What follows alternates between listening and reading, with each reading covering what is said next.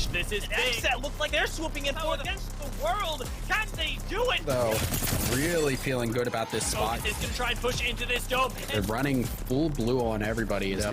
No, wait, hold up. That's not going to end up taking it. Error being chewed through right now.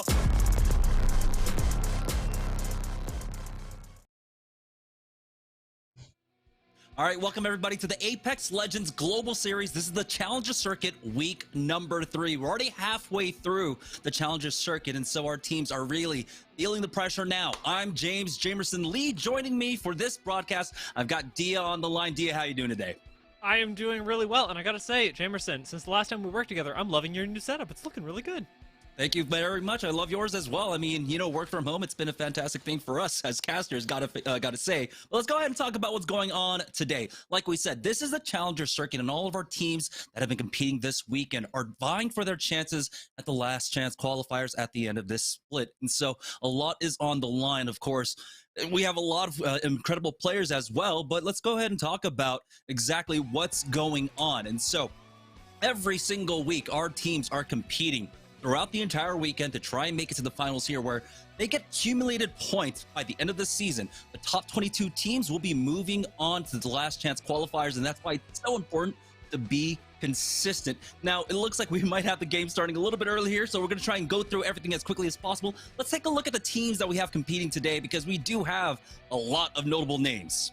Yeah, you're going to be familiar with quite a few of them, since we've got several teams that have joined up for us for both weeks, some that you'll recognize just from week 1. But I want to know, just initially, Jamerson, who's standing out to you? Because we've all got our favorites after these last couple of weeks and teams to keep our eyes on. Yeah, definitely. I think, of course, on everyone's mind is going to be Wingman's season with an amazing performance last week. Just incredible consistency coming out from them and just great macro calls. I mean, we got to talk to Noko, and he said, you know, they just had all of the zones read. They had it completely down pat. And so we're going to be looking out for them. But I think we have to look out for Sheesh as well, who had a really good second half to their tournament last week.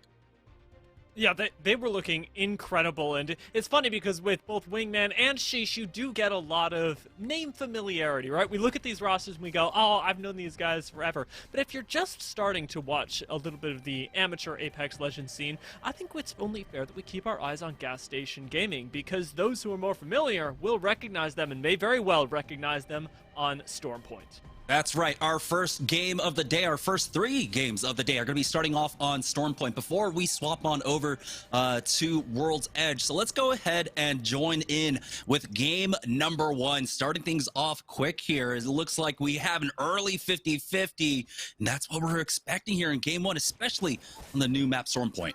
Over by North Pad as well. There's a lot of loot to be claimed, and it looks like it's going to be claimed just that much easier, as we're down to 18 squads already. Not 1, but 2 squads have gone out, with Rolla Theory meeting their untimely end. Yeah, that's the big thing that we're looking forward to, especially in game number 1, the chaos that is game number 1. Teams going down early on.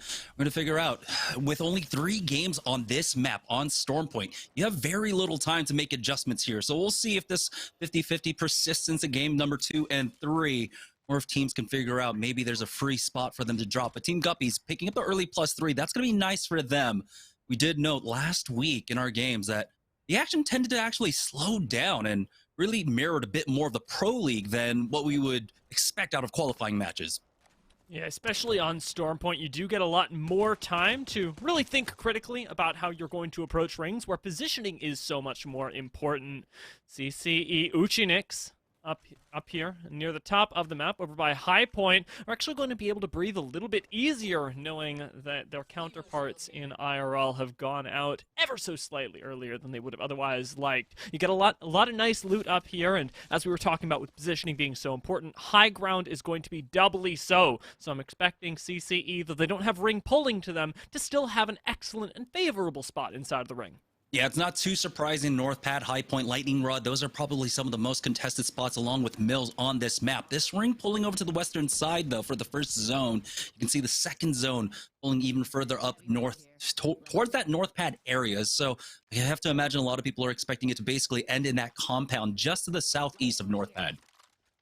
It's going to be super nice for especially GPM. who do have a favorable rotation into zone. A lot of this is going to be pulling out into the open ground, or at least those will be our more common rings in between North Pad and Wall. With a team like Redeem able to control the choke points with the rotation up from Cascade Falls, though, there is what tends to be a bloodier ring, not around Zone 2, but around Zones 3 and 4, when teams are forced into and out of those choke points and into all the open spaces and towards buildings that will inevitably be claimed by all the teams that are close by.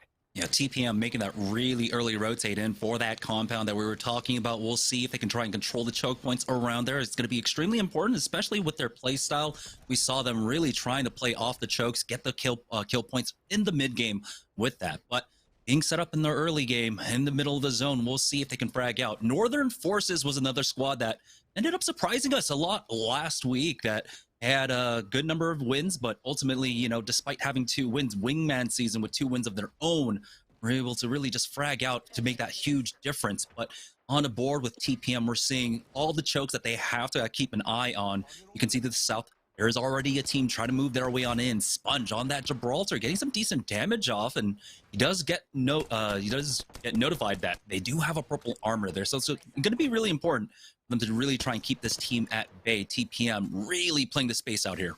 I believe they spotted Gas Station Gaming up to their north as well, the team that we just barely got some time to tease before the match as well and surely started. They've claimed the building in the very center of the open space right now, one that will age well if they're able to hold on to it. TPM, no strangers to this particular movement, have played this one out before. This is reminding me of their performance in week 1, where they did the exact same thing, moving into this building, holding it down for a very long time, and I'd be surprised if TPM moves. They are more likely to die than they are to give up that space. Yeah, these games are extremely important for teams like Redeem and TPM right now, just because they are our cumulative leaders, basically. 2.8k points that they have for the Challenger circuit so far. Just as a note, for Split 1 during the Challenger circuit, 3k points was the cutoff to make it into the top 22. So these squads are already in a really good position for that. But the other note is that, of course, you have the upper bracket and the lower bracket that you have to worry about. If you want to be in the top 12 to try and secure an upper bracket berth, so you play one less round during the less chance qualifier. Which is going to be everything as these games start approaching the end of the season. We're already in the latter half of Challenger circuits. Today will push us to the 75% completion rate.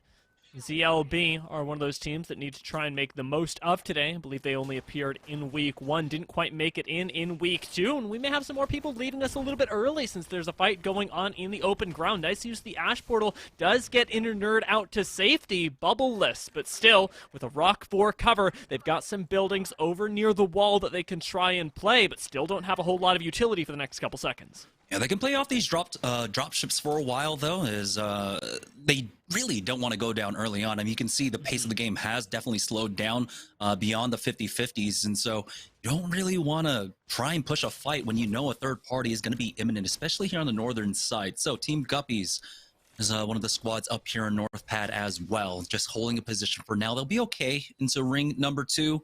But we'll see what happens when we get more information about ring number 3. But so far, at the very least, you know, they've got the double purples. They've got a blue that Monty Gosu is about to get into a purple as well. On board, we can see that Team Sheesh actually ran into a squad trying to make this rotate on the western side. It looks like they're just going to go ahead and back away from this one. Again, it's just too many teams still alive here. You don't really want to push the issue so early on.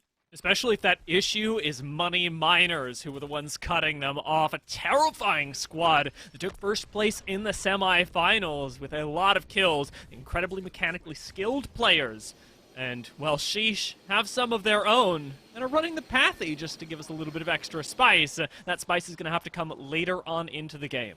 Really surprising that Timmy's already got himself a red. We saw them over by Jurassic Park at the beginning of the game, and so it seems like they were just funneling the armor onto him, making sure that he can farm all that PvE to get that early red Evo for himself. So I'm guessing he's going to try and be very aggressive with this Pathfinder. They do have a team ahead of them right now. Timmy taking a little bit of poke damage here, but maybe they try to push in. The Pings do note that they want to try and take a building instead, so going to try and circumvent them for now. They don't have that Valk ultimate in case things go bad. So I agree with this decision. Yeah, you'd just rather play things safe earlier on. The more cover you can get yourself from the most angles possible. I'd like Sheesh to take the high ground, and it seems like they're thinking about it as well. No beacon up here at checkpoint, but even so, cover allowed to you on this height is going to be super valuable, even when having to rotate out of checkpoint, as they inevitably will. Let's see if Timmy can make it up here. Grappling hook is going to get him all the way to the top. How can you question Timmy? Come on, man. With all the Pathfinder highlights you've seen out of this man, you cannot question him whatsoever. Taking a look at all the teams that are starting to set up for center zone, though, which is one thing that actually surprised me coming into week number 2, to see the slower, more methodical game plans that are coming out of our squads. It's no longer just fight in ring 1, fight ring 2, and just try to get as many kill points early on. So we do get a better look at that third ring. We do have Team Tripod actually making their way over to North Pad, almost in the middle of that zone right now. Mars Streams almost goes down to try to get up that wall, but it looks like he will be safe for now. No squads really want to chase after them when you're funneled into those zip lines. Not inside this next ring just yet, but they'll be able to get a few angles as long as they don't accidentally drop it down. It's safety for the moment, and honestly, most teams can be safe right now. One of the things that is crucially different about Stormpoint versus World's Edge is that we have so many more teams that are comfortable tanking the initial zones and trying to fight their way into a god spot later on. With this particular ring, it is more difficult with all of the open ground, but I still would like to see a team like Wingman Season that I know aren't in the ring yet try and make their way in later, challenging another team and applying pressure from a third angle. Yeah, I believe they come from the southern side of the map anyhow, and so they're basically forced to play this one a little bit slower here. So we'll see if they go for that ring 3 rotate in with that Valk or something. But for right now, it's Money Miners starting to work their way up the western edge and try to find the ground here on the north side. They are meeting a little bit of resistance, some poke, but seems like they'll be safe inside this ditch for the time being. Again, we have 18 squads live here in round number 2. Very little fighting. It's only been poke coming across from our other squads. It looks like it's Eclectic that's here, along with another team. Anthem's got to be careful. He's already been cracked. Locks and Sing Lion already have eyes on him as well. So he might be the first one to go down in this round. Alter Ego are trying to angle on them as well, and I like that Eclectic, playing with the sub, are doing this a little bit more carefully than they normally would have, wanting to try and take a center point in the zone. They've decided that instead they're going to try and pick off teams that may not have positioned optimally inside of this next ring. For right now, though, the threat from checkpoint is going to be enough to push them down. As long as you can actually manage your econ rather well, you have so many mobility tools in the late game. First, the Valkyrie to get into a favorable position, the Gibby to buy you a little bit of time, and the Wraith to really put the detail on that perfect reposition. So Eclectic do have a nice composition for if they want to try and, not 50-50, but risk a late game. Yeah. Quick upgrade to the backpack at the very least for Jelly there. I mean, going on to a blue in the middle of the game, that's definitely something you want when you're talking about economy there. They do spot one team going for that skyward dive onto the western edge, and so now that's one more threat they have to worry about, as they already have to worry about their western side teams coming in behind them. You can see right now Noko and Wingman Season are starting to edge up. They've got multiple teams in the area. Tripod just off to their east. Money Miners, eyes set on them right now. Haj having some difficulty with that charge rifle. We'll go for that re-peek in just a moment here, but he's going to have to heal up. You can see he did take some flesh damage, unfortunately, so that's going to slow him down just for a bit. But as round 2 closes, it looks like we are starting to see some fights. Defensive bombardments going down. The Rolling Thunder as well as Team Redeem trying to play out that checkpoint choke points currently, just forcing another squad to back away.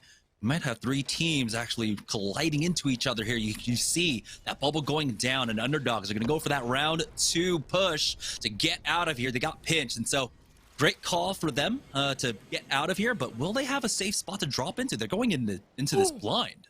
I don't think that they expected to stop there either. Their dive has been cut short, and Underdogs are going to have to land a little bit out in the open, or at least it would seem. Nobody having taken these buildings just yet, but keep in mind they're also not inside of zone. We already know there's a bunch of fighting going on at checkpoint. They would have heard it from even this far out, but I am happy to see that Redeem are playing this exactly how we hoped they would. Starting in Cascade, they took this early choke point. They know they've got the mechanical skill to be able to gatekeep teams and have already forced out several cooldowns. Yeah, for Redeem, with a decent performance today, I mean, they basically secure themselves top 12, playing into the upper bracket. But here we go. We've got a fight going on. Sunny going in first, as it looks like Asteria pushed out of their checkpoint themselves, and they've got a full 3-man ahead of them right now, trying to grief that door to see if they can make an entryway. They've already used the bubble on the other side as well, so Asteria need to make that push. But you can see Fulzy keeping an eye on the skies, and that's a good call to just back away,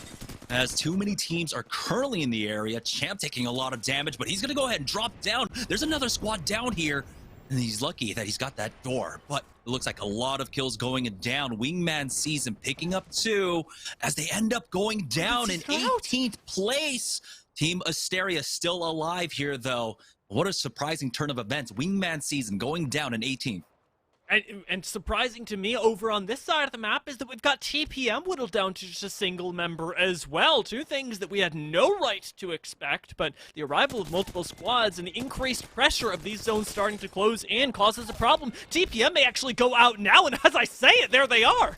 Yeah, 16 squads as every team tried to make that early move into round number 3, but end up getting punished for it. Asteria surviving that narrow drop down, that grief coming out from the squad that went in with that Valkyrie, but they still have another squad ahead above them right now that they have to deal with. Fulzy just gonna try and get a little bit of damage off, see if anyone is up there. He knows they're up there, but now using that nade might cost them. We'll see. They are picking up a lot of loot off of TPM, who ended up setting up here early. So you have to imagine that they had some decent amount of loot on them. Fulzy going for that peak, challenging that Gibraltar, doing a decent amount of damage as we've got another Valkyrie ultimate going down, the Skyward Dive. Everyone keeping an eye on ZLB just to keep them away. You can see they note that there aren't too many spots for them to really try and take. There's so many teams up here, but they might have spotted out someone playing on their ones. Anthem is there by himself, but they're going to drop down into the Stitch instead. EQ should be here to punish, and Jelly gets that first knock onto Liquid Snake. ZLB in a world of trouble as the nades are raining down on top of them and collecting. Only slowed down by getting cracked there, but with a nice headshot, Jelly will take out one more. They got the knock onto 2, but a third party's already coming in. Luda picking up that knock onto Lux. You can see them trying to go for that res. Might just be able to get it off. This is the call. This is exactly the moment that Luda and the squad need to start popping off. We know that tripods are ready for this fight, but their positioning leads me to believe that they weren't exactly expecting it. The IGLing of Luda has been praised recently. Now, can they actually find these 3 kills? Already having knocked 2. Jelly, the last one left to escape on the Wraith, might be able to do it, but the tripods are looking good in game 1. This is the same thing that we saw last week when they were playing on Stormpoint, making it out of the early 50-50s. They're able to make it pretty far into the game, I believe like a top 5 finish or something, when they were able to survive off drop. But getting these early kill points is going to be much better for them so far. 3 now in the back pocket for the tripods while they're dealing with another squad. Remember, as EQ ended up having to contest with a lot of teams dropping down on top of them in this area. So tripods won't be able to pick up those red armors for themselves and continue moving forward, but Icy River is about to fall here. A stick drift OP pushing their position, take out one. Instant Thirst, Gas Station Gaming are out. Third party coming in as they back away, trying to utilize this black market boutique, but he does not get an armor swap real quick. Flinzar will fall as Champ picks him up, and just like that, Asteria about to wipe them out. Stick drift OP are out, but it didn't lose Fulzy. Looks like they will be able to get that bubble res just in time as well. 28 seconds to go before this next ring closes. We're now down to 9 squads. It's crazy. It's the Cave of Death from down here. Gas Station Gaming took out Redeem, got taken out themselves, and Asteria ended up playing the janitor and cleaning it all up. The same thing may very well happen over by Checkpoint, though, where we've got squad on squad, everybody piled up, and all going to have to go through the exact same checkpoint to reach the next ring. 4 seconds left. Round 4 is gonna hurt. You have absolutely no time to dilly-dally. Sheesh may very well be able to use this Pathfinder and Valkyrie combination to its maximum effectiveness. Valk actually going to get them a really nice scouting as they enter the ring. This is going to be a hard-fought rotate for them. You can see they drop on down this ring, continue pulling over towards that north pad side. It's the south side of north pad, actually. A lot of ditches will be in play, and it looks like they do have at least one corner to play off of here on the southern side. No one really ready to contest them, but they have to deal with Marsh streams ahead of them as Nicewig goes for that first peek, bubble down to try and defend against that Arc Star. Defensive bombardment has been utilized as well, along with the black hole from Horizon somewhere here. Doesn't look like anyone was caught in it, though. Tripods fighting another fight for themselves on the northern side of Sheesh, continuing to try and hold down this south right now. You can see they're dealing with that Horizon on the other side. This is when Prize wants to go for that peak, but kind of stuck, as it is a choke point there. They don't want to all peek at once. They're trying to utilize their nades for the time being, but Most Hated are doing a great job of dodging out on a lot of this damage. But you can see the pressure that's being applied right now by Timmy. He gets the knock onto base, and now it's going to be the 3v2. Quick reset as Timmy hits that bat. They're going to push in as a full 3-man. They should have that bubble as well if they want to continue chasing, but it looks like shots shot across the bow there, and that's Tripods trying to show up for that third party. Good disengage coming out from Team Sheesh. Such excellent respect. I love that they recognized, much like we did, that the fight was going on a little bit too long, but now, having moved away from Tripods, have they put themselves in a no-win situation? They've already lost one. Tripods end up trying to double down, finish off the job on Most Hated, but get chunked out themselves. Perhaps, we have a little bit more time for our Sheesh squadron to survive, to reset, and to turn around this third party. Oh boy, Tripod's about to lose out on one more. Deeds going down. It's all up to Nick Merckx here, left in the 1v3, but he will fall. Tripods are out in 8th. Most Hated now, with the defensive bombardment going down right on top of them. MJ, the only one up for them is Team Sheesh. No Again, way. just pulling back from that fight. They'll be able to pick up these kills as well in just a moment. Timmy with another armor swap in just a second. No. Oh. But Team Sheesh do get the kill. Will they be able to get the res, though? So it looks like, no, they're going to leave him for dead here as they're taking to the skies now. Ring closing in, and it's round number 5. So they have to leave Timmy on the ground. The placement points already so good for Sheesh, though, as they were able to avoid being the victims of the third party and pick up 2 KP as a result. Not bad at all. Now, with just their core 2, it's going to be a difficult fight out, with Sheesh still holding down the side. They've got that Gibraltar for the quick reset. They still have an incredible amount of damage that we know they can deal. The question is, have they been sniffed out as a 2-man? Yeah, they're not getting pushed despite their bubble being down here, and they're allowed to go for that full reset. 4 squads remaining, 9 players left. So we're looking at a 3v2v1 here. One rat getting ultimate value for their squad right now. You can see majority of the teams, the full teams actually here on the north side of this zone, as Team Sheesh receiving the majority of the focus currently. Inner Nerd Gaming, one of the full squads right now here in the end. The final circle, 30 seconds left to go. They're going to have their zone to the back, so they can slowly walk in with this one. We'll see if they can try and maybe sniff out where that last rat is. Alter Ego are in a tough spot, sandwiched between Inner Nerd and Sheesh. I believe Inner Nerd, there we go, have spotted out the rat that you were alluding to earlier, but aren't going to give up their position to actually take them out, waiting instead for the zone to do their job for them. If they can retain this high ground, especially if they can claim center zone and all the loot pills of cover that preside there, Inner Nerd could very well find themselves in a game-winning spot.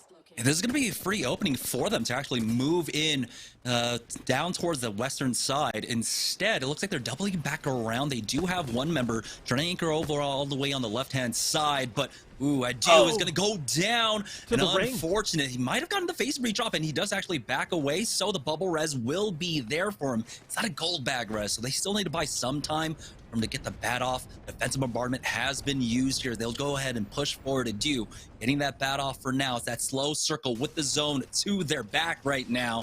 They're going to try and reset. Team Sheesh, though, still up as a 2-man right now. And it's dangerous. It's Nicewig and a Prize still alive. A nice angle here for a Prize as he's connecting with those wingman shots. There it is, the knock coming out once again onto Adu. from Nicewig here, making this one a bit easier. And we have another team going down. That's going to be Northern Forces losing, picking up the +3 there. Surprise is just getting some free damage off. Cheesy goes down. Top now two? The final two squads. Going to be a 2v3. A Prize needs some time here as Nicewig tries to battle 1v3. A Prize gets a knock, but it's not going to be enough. Alter Ego. They just had the man advantage, and they'll take game number 1. And that's from the worst spot in the game as well. They were the ones sandwiched on the low ground. They were the ones with no way out. But with so much fighting happening on the low ground, with Sheesh able to apply so much pressure alongside Alter Ego, we get an ending that I would not have predicted from that end game state. Some incredible play from both Sheesh and Alter Ego to be able to outlast situations that were not favorable for them. You're either on the low ground or as a two-man. I don't like either of those. Yeah, it looked like both teams really tried to make that move a little bit too early there and ended up getting caught out. But it was great damage coming out from coming out from Sheesh, really. I think that caught off the other 3-man. Congratulations, though, to Alter Ego for getting the first win of the day. That's a nice one to get under your belt, especially when we have 5 more matches to go. Yeah, an incredible start to the day, and on Storm Point as well. I'm impressed by the level of comfortability that we're already seeing. I remember in Challenger Circuit 1 going, it seems like a lot of teams aren't comfortable on Storm Point. That doesn't seem like the case here. A lot of these strategies have been dialed in, have been refined, and our teams are looking a lot more comfortable and a lot better in these endgame circles than they otherwise would have. The Challenger Circuit continues to reward, and that's only the first game. That's right. We have 5 more to go, 2 more on Stormpoint as well. So we're going to take a quick break. When we get back, we'll have game number 2 right after this.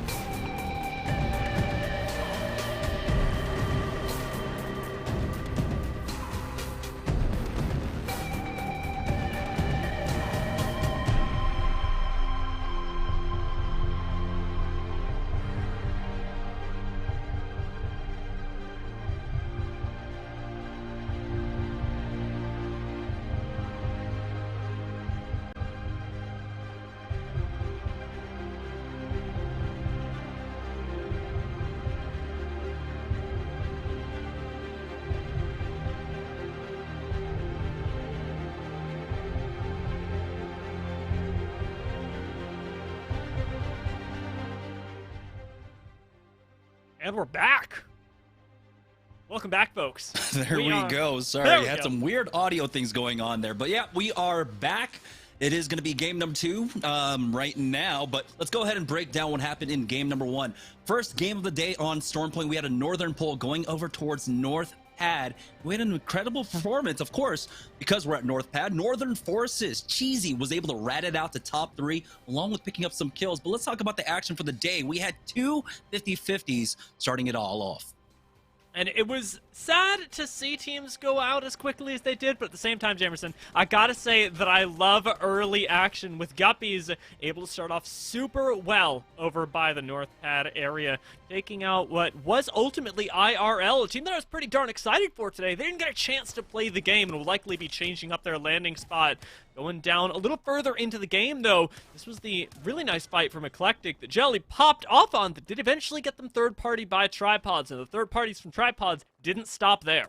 You can see the patience at the end of the game here. Tripods trying to make this push onto Team Sheesh, but Sheesh already moved out of position, being vulnerable to that sandwich. Tripods ended up getting punished from this push out and ultimately go down a bit earlier than we expected them. They were in such a great spot, and you can tell why they wanted to go for those kills. Inner Nerd Gaming, we're in a pretty decent spot here in the late game, but ended up pushing out a little bit too early, and I feel like it might have been actually Cheesy from Northern Forces that dished out a lot of that damage here. Sheesh, though, still as a 2-man, making it top 2, but it was ultimately going to be Alter Ego that took the W in game number 1.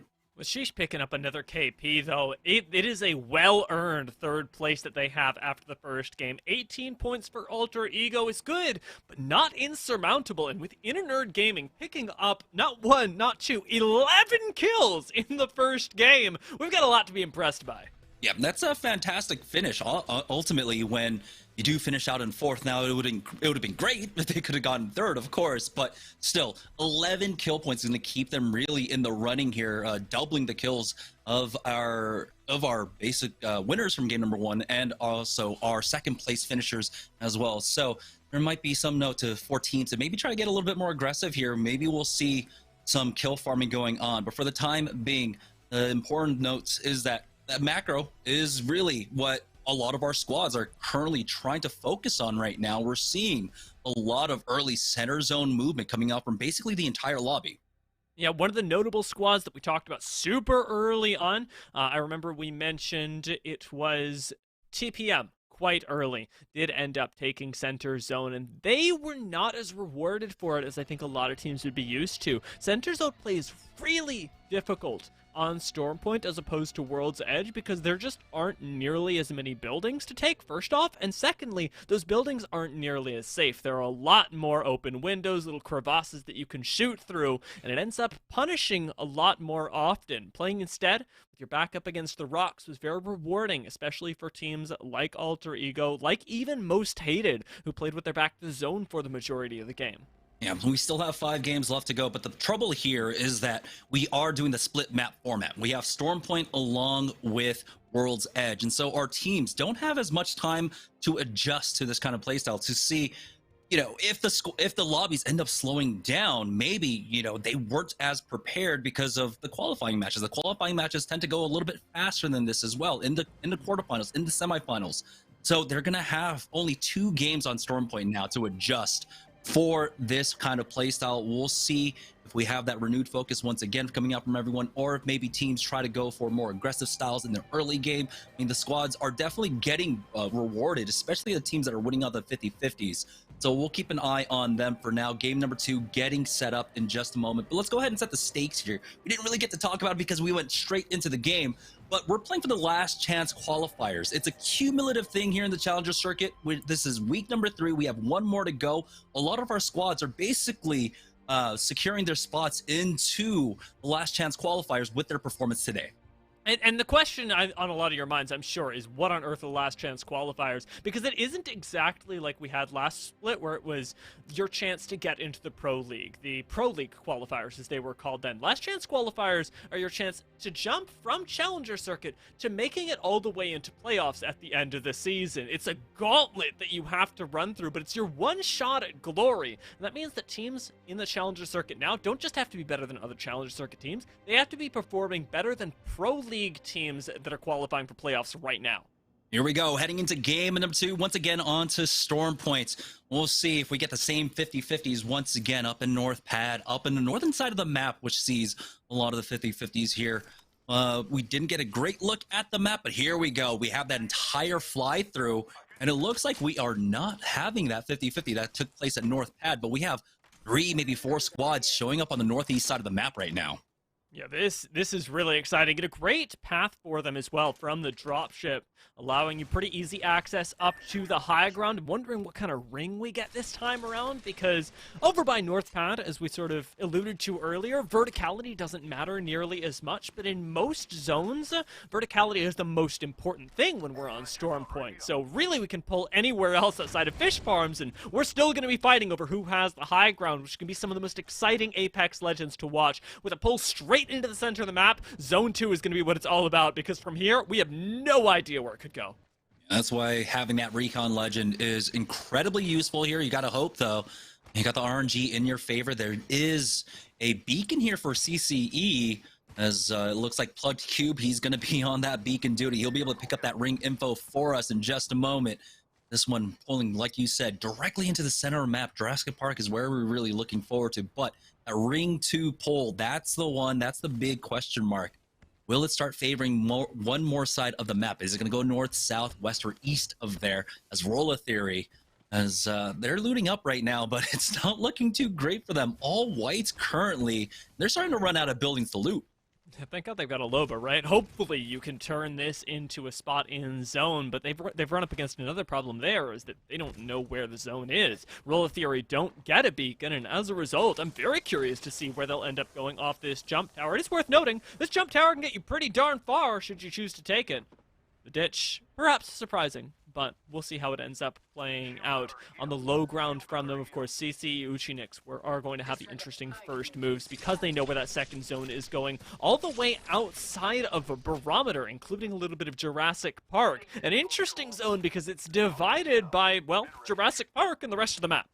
Yeah, this one's difficult. As you can see, the pings are going down from a lot of our squads. They want to get into those buildings just on the perimeter of Barometer right now and try to hold that down. Other squads are looking for that beacon as well. Squads, though, looking to farm up just a bit here. Maybe get those armors a little bit earlier, get the additional loot as well. IRL making their move now, moving on out and not meeting much resistance. They're going to go for that early rotate. It's a little bit late, though, with the minute and 7 seconds left to go before the zone starts closing in, but we're seeing how many teams are starting to really highly prioritize getting that early rotate instead.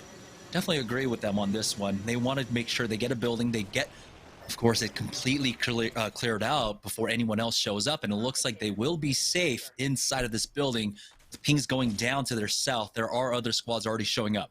Yeah, you used that Valk ult to make up for lost time, right? You talked about how the rotation was ever so slightly late, but because they didn't have to cover that much space, and they used the Valk ult, they get center zone before any other squad shows up. They were watching, they were scouting it out, but even the squad that landed over by Barometer didn't make it to what they are expecting to be center zone. And for IRL specifically, it's a fascinating adaptation, because they are one of our squads that is playing as a very new 3-man. Krizik hasn't actually played alongside this squad before, and for the most part, it's just made of pure questions about synergy, the performance of this team today.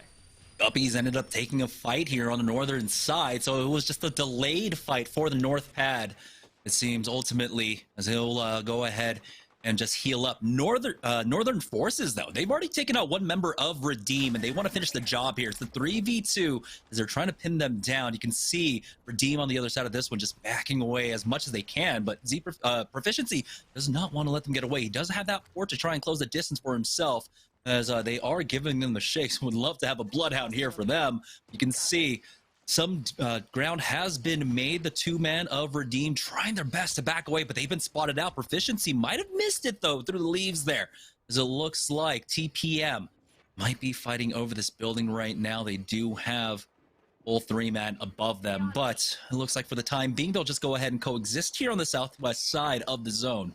little bit of peace never hurt anybody. One of the easiest buildings to coexist in as well.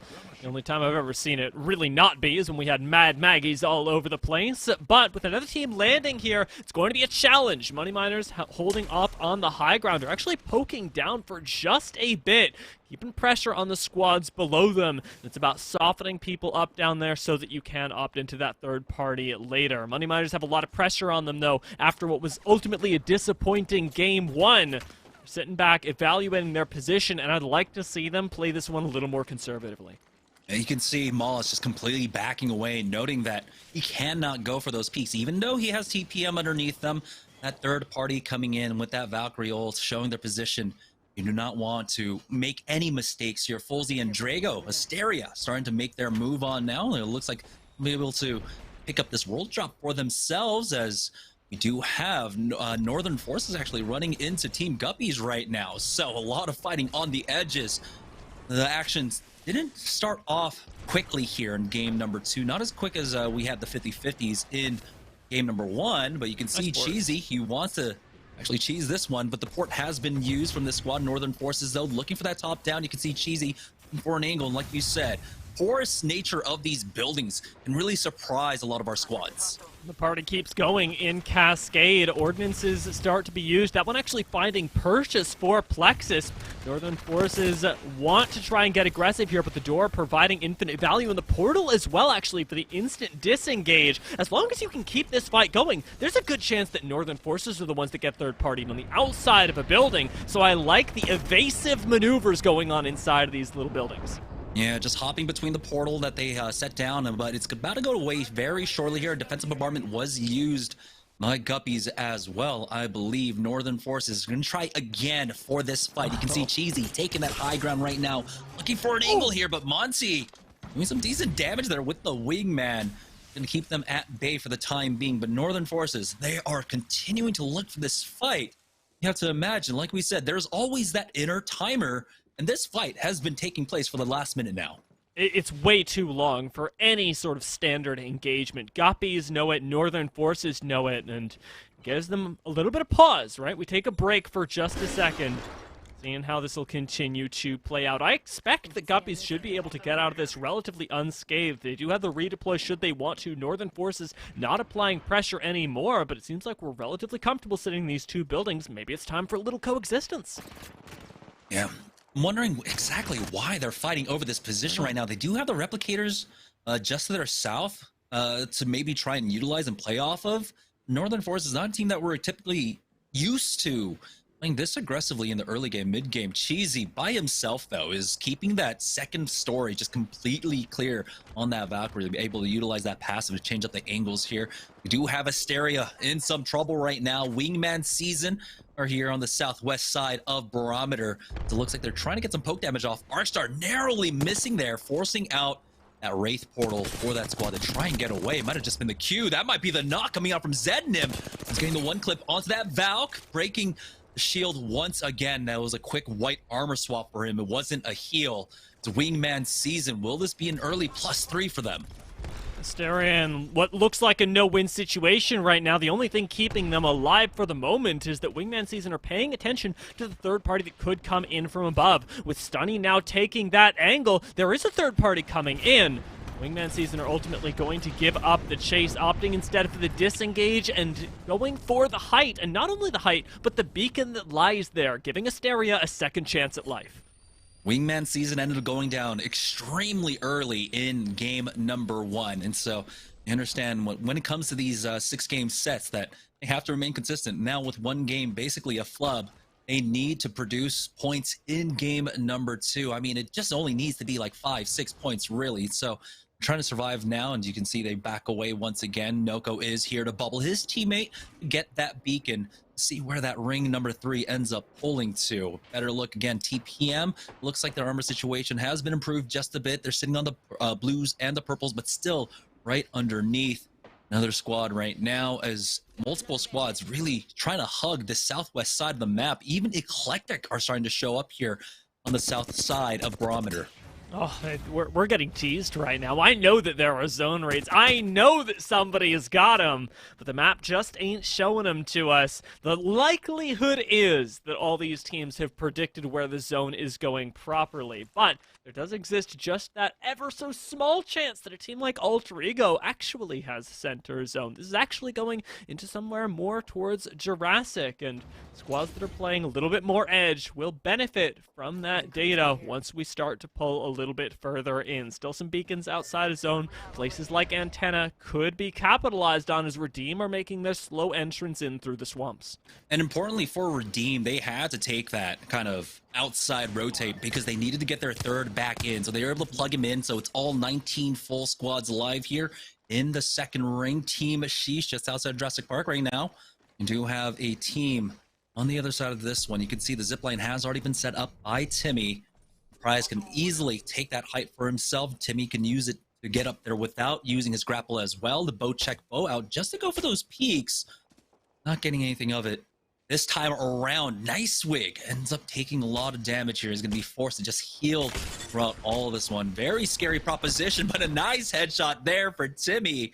You got to put some respect on them. It's going to be Marsh Streams that has to use that bubble really early on. So this might signify to Sheesh that maybe they want to go for the push. Timmy is continuing to get some great poke off with this bow check bow.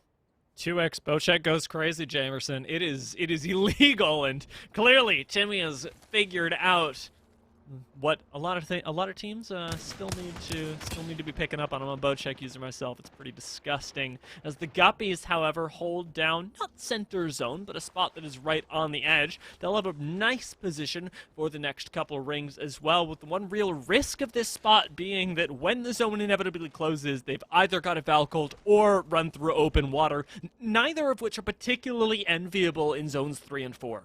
Yeah, so it's going to might come down to Monty with that portal. If you want to try and go for a high-risk Valkyrie ultimate, I don't know if you do it here. But we do have Zednim picking up a knock onto Eclectic. Jelly going down. Fights taking place here. Once again, deep inside Barometer. Third ring even hugging hard over onto the Barometer side. We have a Valk ult being used now as that team tries to back away. Jelly was brought back into this, it looks like. Zednim, or actually, they might have finished them off. I don't see Jelly anywhere.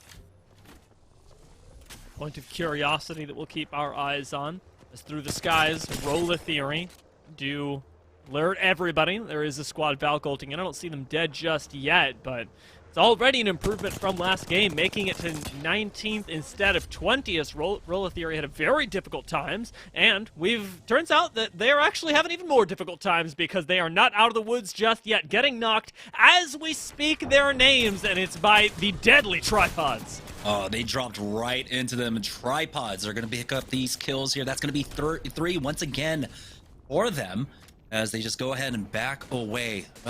We do need to join on board with this fight, though. Full Z and Champ backing away.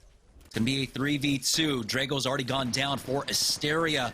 They still need to hit the bats. Drago getting thirsted by Ether as well. Asteria not having that moment to be able to back away. Monty has gone down, though. So they're still waiting this one out. We'll see if the double res is what they're waiting for, and it looks like it is. Another second here, and they'll be able to toss that down. Will they try to get aggressive off this? Asteria not even going for that peek out. You can see Ether doing a great job of just patrolling, making sure no one pushes that bubble. So Monty will be brought back into this. A defensive bombardment goes down on top of them. They'll be able to just back away. We have a third party ending up in this area. CCE, Plugged Cube. Can they get anything off of it? Flux Sand forced back as he needs to hit that bat. Save Griffin as well. And be forced back. As you can see, both squads doing a great job of just not getting third party, backing away. You can see the respect in this entire lobby. Everyone is playing this one so modestly. I like that CCE are taking their time as well. Griffin's a relatively new addition to the roster, and there is no role more important when you're trying to push up than your anchor, than this Gibraltar, giving you the adequate time and safety inside these fights. CCE don't quite get the perfect scenario, so they choose to save it for later. Since we've got Valcots going off, they know now that they've got the opportunity to pick up some cursory loot, but even that is risky, as Plugged Cube ends up running into the remainder of the squads from earlier. He is going to be able to back away safely, though, and I think for CCE, they might be relatively happy. Never mind, they're getting pinched. Another squad showing up behind them, and save Griffin. Still needs time, but what a beautiful arc star coming out. Zora gets instantly melted, and just like that, it comes down to a 1v1. Plug Q, does he have enough? No! ZLB narrowly win out there, but the third party's coming in, the Arc Stars, to secure the kills on the ground. Northern Forces, though, to get out of dodge here, and it looks like it's Tripods showing up for another +3 in just a moment. Round number 3 closing, and all hell is breaking loose. This is the time. This is where it's at. We have got everything going crazy. Underdogs maybe leaving us now, as Carr ends up finding nothing, and the most hated clean up a kill before going down. We're down to 15 squads already, and so many more are likely going to exit soon. Playing on the roof right now, IRL are waiting for a good time to third party. There is no way that above them is a safe place to be positioned right now, but for the moment, we've got a little bit of respite since the Skynades are coming in. 15 squads now, 42 players left as round 3 is about to finish up closing.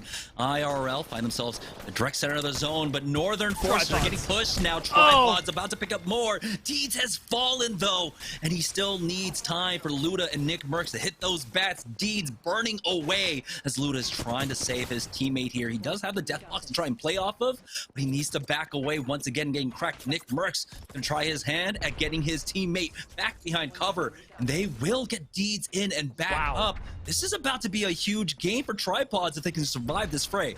It's incredible that they get their Gibraltar up alone, and since Nick Merckx is full health, there's a lot of responsibility on him, but no aggressive push coming in from the squad below. An Arc Star is the only commitment that we get, and it seems like we are going to get a team finally avoiding the mistake of walking up right next to Tripods, even if it was when they were at their most vulnerable.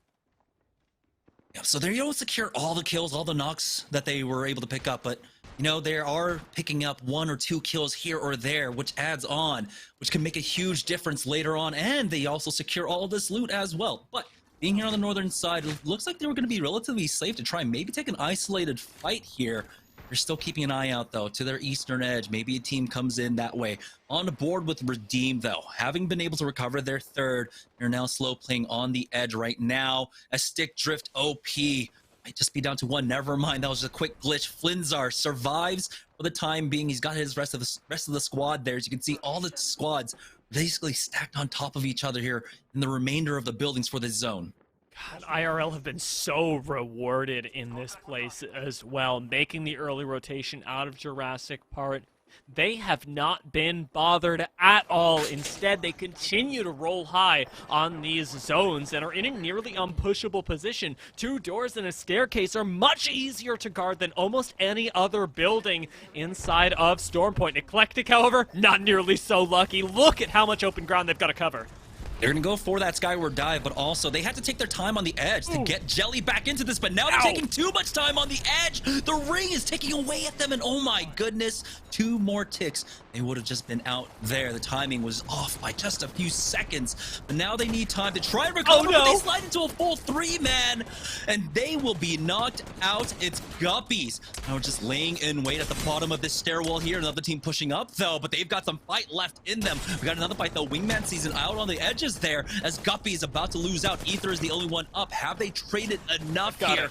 Ether, he's still pretty healthy though. Guppy's in this 1v1 up against the action, he secures the kills. Guppies will survive and pick up 5-6 kills there. Huge fights for them as it looks like TPM getting knocked out. We're now down to 9 squads remaining as Money Miners end up going down to a combination of Team Sheesh and Team Tripods here. Deeds has to be careful. He's literally one shot, but he does end up going down. That's going to be Stunny picking it up from Wingman season. No safety for them because Gibraltar has gone down and no portal to get Gibraltar to safety this time. Deeds is going to be left for dead, and it's up to a duo once again. This time for Tripods. actually be able to outlast. We've seen a similar story just last game from Sheesh. Redeem are going to be able to hold on in this corner. You can only imagine, much like Guppy's from earlier, this is an important Bangalore smoke as well, allowing them to heal up with a little bit less harass coming their way. Z Davis is getting spotted, and this is where his IGLing will be tested. I have seen so much this week talking about Luda and Z Davis, but now it really feels like it's a matter of who can maneuver their spot into a better position, the two-man or the ones trapped behind a rock. They only have 25 seconds, though, to try and make their way on in from the edges there. And we have to really rely upon the bubble. They don't have the Rolling Thunder either. ZLB, one of the two duos left in this lobby now. Everyone else full squads and one other duo as well. They're going to try and go for this risky Valkyrie ultimate now, hoping that no one pays them any attention. It looks like very few shots actually shot their way after they only taking a bit of damage there. So they're going to try and dive on in, but as they make that dive, that's when they get spotted. Apathy taking even more damage, dropping down again onto another full three-man. That's going to be Stick Drift OP. Finding that first knock onto Apathy, not poking out though. They're not going to overextend for this one. They know they're in a beautiful spot here underneath the bridge. Not forcing the issue, just picking up the kills as they come. The defensive bombardment has gone down. Team Redeem pushing out now, as they're going to be able to pick up the kills onto Team Tripods, going down in 9th place. 8 squads remaining now, as the last ring is about to finish closing here. Now it's just zone number 6. Looks like the battle of the IGLs ended up going to the team with a few more members. The Bangalore only there to assist on the reset, with Sheesh now still in between Redeem and the actual zone itself. Things could get real sticky. We've got a nice zip line actually that could provide you a little bit more height, a little bit more flexibility in these end zones. We'll see how Timmy ends up using it, because if there's anybody that you can trust with a Pathfinder, as you so noted earlier, it's him. Oh man, she's calling out that lamppost once again to try and play off that. Uprise did a great job of ratting this one out last time on Stormpoint in a very similar circle. Wingman Season though, stuck on low, getting pushed right now. Zednim, Noko, and Stunny all super low in terms of armor, but they got a first knock onto Stanky. That's going to buy Noko enough time to heal up. The instant thirst will come out as well. Zednim should have a quick armor swap, but Jet was able to take out Stunny, and he gets thirsted. Wingman Season now down to a duo here. They have a mobile respawn beacon. They just need to recover his banner, and they need to plug him in now. They should be able to do it as well. There's very few teams that can actually push up through this open ground. We're likely going to see a full 3-man trying desperately to enter this zone, but with it starting to close, things are getting tricky. IRL are going to have to move now, finally, for the first time since the beginning of the game. They've got no KP so far, but they made it to top 7. All they've got to do is win some sort of 3v3, and they are golden. They're trying to delay this push out for as long as possible. Maybe you might even commit to just playing inside and seeing how much they can survive. I mean, there's 7 squads remaining here in the final zone, but you can see teams have already set up one squad all the way off by the rocks right now, and it looks like they're starting to run out of time. They're going to eat a lot of zone damage here if they go for that peek out, but you can see why they want to try and delay for as long as possible. They take 2 ticks. They're already down 50 HP there right below them. As they drop down, they actually miss out on that squad, but here comes the push out from Gas Station Gaming. Bubble down right on top. Icy River almost gets that knock. There we go. They're going to be able to finish them off in just a moment, but Redeem come out. Z Davis picking up one of those kills. Gas Station Gaming, Rambo, what can you do? Trying his best to survive on this Valkyrie, and he does take to the sky. Somebody's he secures there. top 6. He secures top 4, and you can see Uprise is up there right now doing his best impression of last week's game. He will fall down. Stick Drift OP down to just one. Uprise playing off this lamppost once again, trying his best to out heal. He does lose out on Wick throughout all of this, and now you can see Wingman Season left in this last battle. They'll take the win in game number 2. Sheesh again takes second, though, and it's in the craziest way. Wingman Season with a very well-deserved win. Do not get me wrong, but we saw so much incredible play at the end of that game that it's a wonder that it didn't get even more chaotic. Incredible recovery from Wingman Season as well, because remember, they were down 1. Yep, that mobile respawn beacon coming incredibly valuable for them to finish this one out, and we're seeing looks at what we saw out of Wingman season last week. Just incredible zone calls. Once again, this time around, much easier for them to move into Barometer coming from their drop spot on the southeast side of the map. I mean, that northern pole was definitely one of the hardest zones for them. So they are rewarded with being able to play that center zone style that they played so well last week. Gotta give a lot of love to Zednim as well. With the micro, being able to eliminate Guppies and get the banner back is something that not just anyone would be able to do. There are a lot of teams focused on you at that point, and it does come down to clinch moments like that to the micro, as well as the incredible movements, the incredible zone predictions that Wingman season showed us that ends up getting them first place here. We can only hope that it's enough to rocket them up in the standings. Yeah, massive recovery game for them, especially after game number 1. Congratulations, Wingman season, for taking that victory in game 2. We're going to take a short break. When we get back, we'll have game number 3 on Storm Point right after this.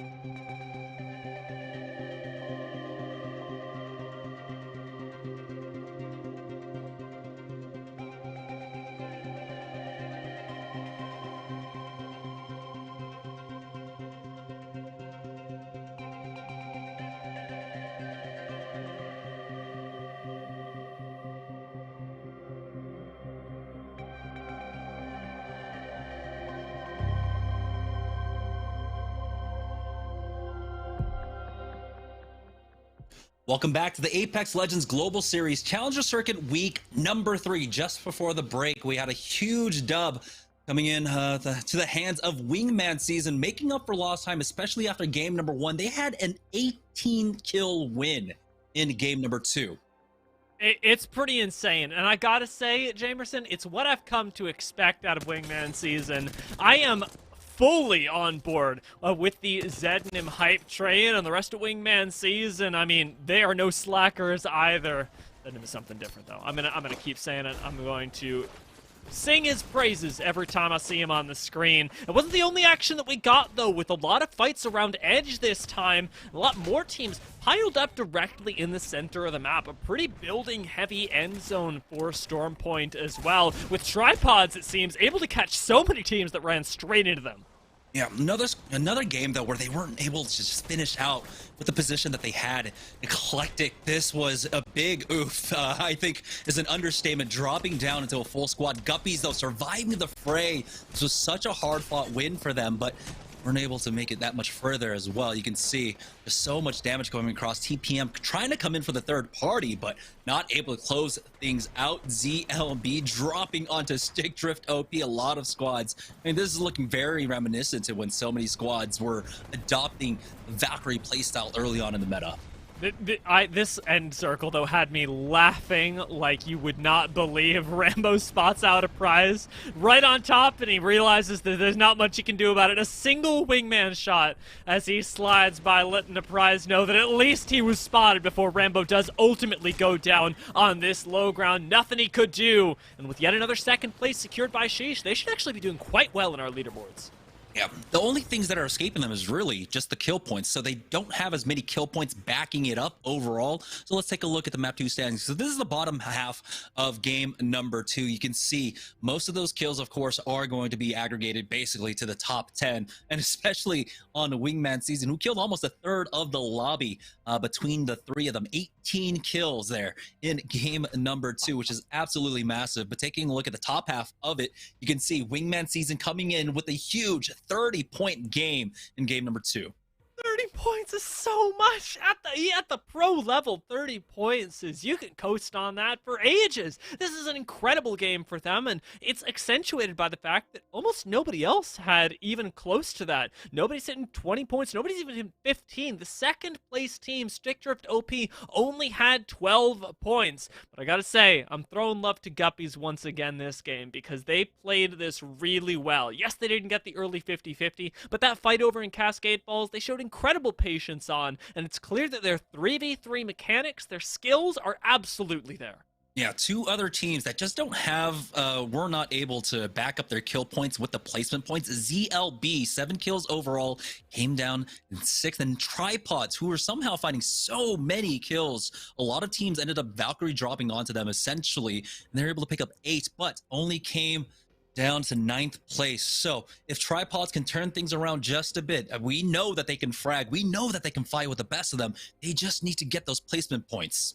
And it is nice that they are at least landing themselves in top 10 in this second game, because it keeps them within touching distance of not just the top 10 here, but overall, because we are thinking about this in the long term. Now, with their difficult performance last week, especially being contested over by Big Mod on World's Edge, I am hoping that Tripods do get a highlight game. They do get a 30-point game, but that is going to have to wait, because while the pop-off potential is very clearly there, they've been left quite literally just not whole when we're approaching these end games. Yeah, I mean, this is definitely a market improvement. I think just across these last 2 games, they've gotten more points than they did essentially last week. So we're seeing some definite improvements out for them, but also to note, I mean, it was on Stormpoint, the second half of last week, where they started turning things around a bit. Will they be able to maintain this kind of consistency in fragging when we go over to World's Edge? Well, I mean, we're still gonna have to wait on that, because we have one more game on Stormpoint, game number 3.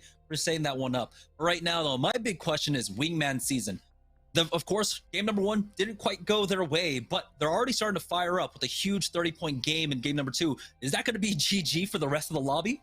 I honestly think that first place is, if with one more even decent game for Wingman season, absolutely. Because their micro is on point today, and with something that can fluctuate like that, we already know that they have functional macro, even good macro, in Stormpoint games and World's Edge, absolutely. So if they are firing on all cylinders, literally and figuratively, I don't think anybody's going to overtake them, but that remains to be seen.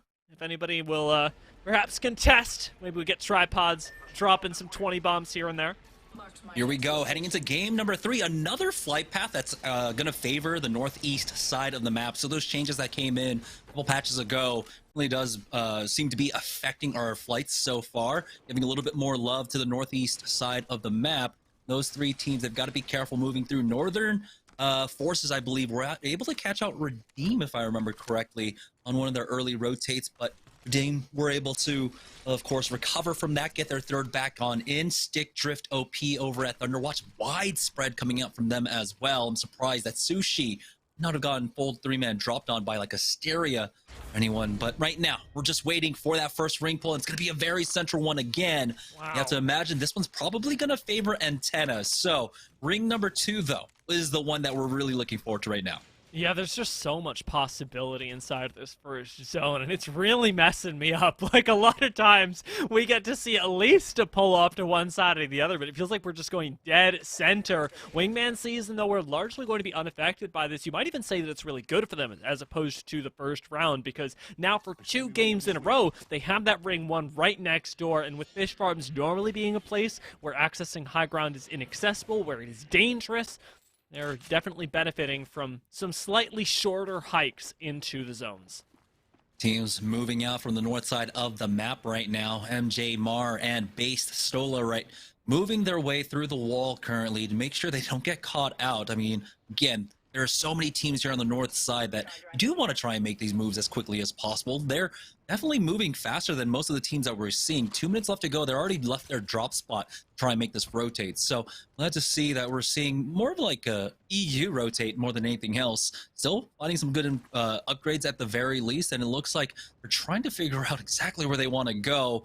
Mar taking his time, taking in the view of Stormpoint. Yeah, you really got to appraise everything. I'm suspecting that with the team playing like they are, that they're hoping for perhaps a storm catcher ending or one that lands in swamps. There we go. Whoa! There we go. As I say it, that lands in swamps right below there, and it looks like that's exactly what we're getting. Able to make an early rotate over. We've already got at least 2 teams in here, perhaps more joining them very soon, as this team squatting over in Antenna is going to have a pretty nice zone for themselves as well, being able to farm that beacon for as long as possible. Yeah, we do have some fighting for position over here at Launchpad right now, or just outside of Launchpad as underdogs. And to a little bit of resistance as Lox is going to be watching that backside. He's got to be careful, though. We do have some early aggression coming out. Lox backing away, noting that the full 3-man is right underneath him. He narrowly misses that balcony, unfortunately, but he's going to be safe to rejoin his squad. IRL looking like they do take this high ground. It's 3 teams in the area right now, with the 4th just off to the north. You got to be careful, but we saw them playing patiently in Barometer in the last zone, and it looks like they're going to do the same thing here. It's incredible that we're seeing IRL do this again, by the way, because their zone predictions are really on point for a team that largely hasn't been playing at the top level of competitive for very long. I know that Ivan and Leda play together in ranked. They like grind actual just regular games together, but I haven't actually played competitive up until just last week, and with the addition of Krizik from Nightmare, it feels like they are really not only gelling well on Stormpoint, but playing incredibly intelligently. Oh no, Northern Forest is in a spot of trouble here. They are pinched. The team inside the building, and you've got one more outside. That Arc Star is going to punish Cheesy here. We do have a port coming out from Proficiency, and they have the bubble down, so they're not going to have it to go for the res here. It looks like it's safe enough, as Sheesh might be in a fight right now. Prize getting the knock onto Oxy Ares, excuse me, as it looks like multiple squads actually just third-partying that one. Long range distance. Nox coming out into Joey Blackout, so Team Redeem in another difficult spot here. We'll see if they can recover here in game number 3. Got some more Bochek action as well. We know I love me this gameplay. Plexus waiting on what should be a rotate into a building with Alter Ego trying to survey from the high ground. They don't have ultimate height, but in a zone like this, they've actually got an excellent position to be able to access swamps later on, while gatekeeping a lot of other teams that are trying to rotate in late. With Team Power Mexicans making their move in, they're actually going to get shot out of the hover, canceling that Valkyrie ult, making them wait for a little while longer, and ultimately changing the rotation entirely as they choose instead to sit over by Jurassic Park. They only need like another 30, 40 seconds here, but that definitely does slow them down, especially because it is round number 1 closing. These teams want to get a spot so much earlier on. As every second ticks away, that's, you know, you have to count it as another spot that you end up losing out on from the drop. So will they just try and play this one out from the edges? Looks like Polar Bear, Anthem, and Mitten find themselves a spot right inside the water here. Might be a little bit difficult. We'll see if any teams try to push them, but Eclectic might have a 2-man pushing up onto them right now. Locks and Frosty on the front lines. I'm wondering where Ajani is right now, but it looks like he's up top already for his squad, pulling down that spot. Now, if underdogs want to try and take this gamble, they won't have a beacon to confirm whether it's worked until pretty late, but we do see a lot of teams try and hold over here by Launchpad just to make sure they retain that height. Lux should be able to get back up. I was scared as well, right? You always have to be careful when you accidentally drop down like that. We also had tripods moving into the area, and it looks like they were able to move in relatively free. Wingman Season, trolling the outside currently of Antenna. Looks like they did go for that south rotate, weren't able to work their way quite in, and looks like they might not have been able to pick up the beacon as well. Redeem, though, they were able to recover throughout all of this, and they push Stick Drift OP as Exo and Flinzar have already gone down. There's one more remaining member. Will Redeem be able to find them? It looks like might have given them a slip as TPM end up getting into a fight with IRL. Impressed that Redeem were able to recover so well. After losing Joey earlier to the charge rifle from CCE, they've now managed to, oh, never mind, get all of their loot yeeted by a Loba right above them. Redeem know exactly what's going on. They got the black market themselves. I was getting spooked. Throughout all that, TPM were knocked out. It was a combination of IRL and tripods. So tripods, once again, coming in with those early kill points. Now, this is the game where I want to see them try to get that top 5 finish at the very least, back up the kill points with the placement points as well. That's the winning strategy. That's the winning play essentially here, but we'll see. Team Redeem on the northern side of this zone. Looks like they might just have to play edge for a little whiles longer. We'll see if it's going to be a round 3 rotate in for them. Taking a look, the other squads currently in the area right now, just outside of the zone, or the second zone is going to be most hated. Be careful on the slide down. There is a team down there, and so they do take their time.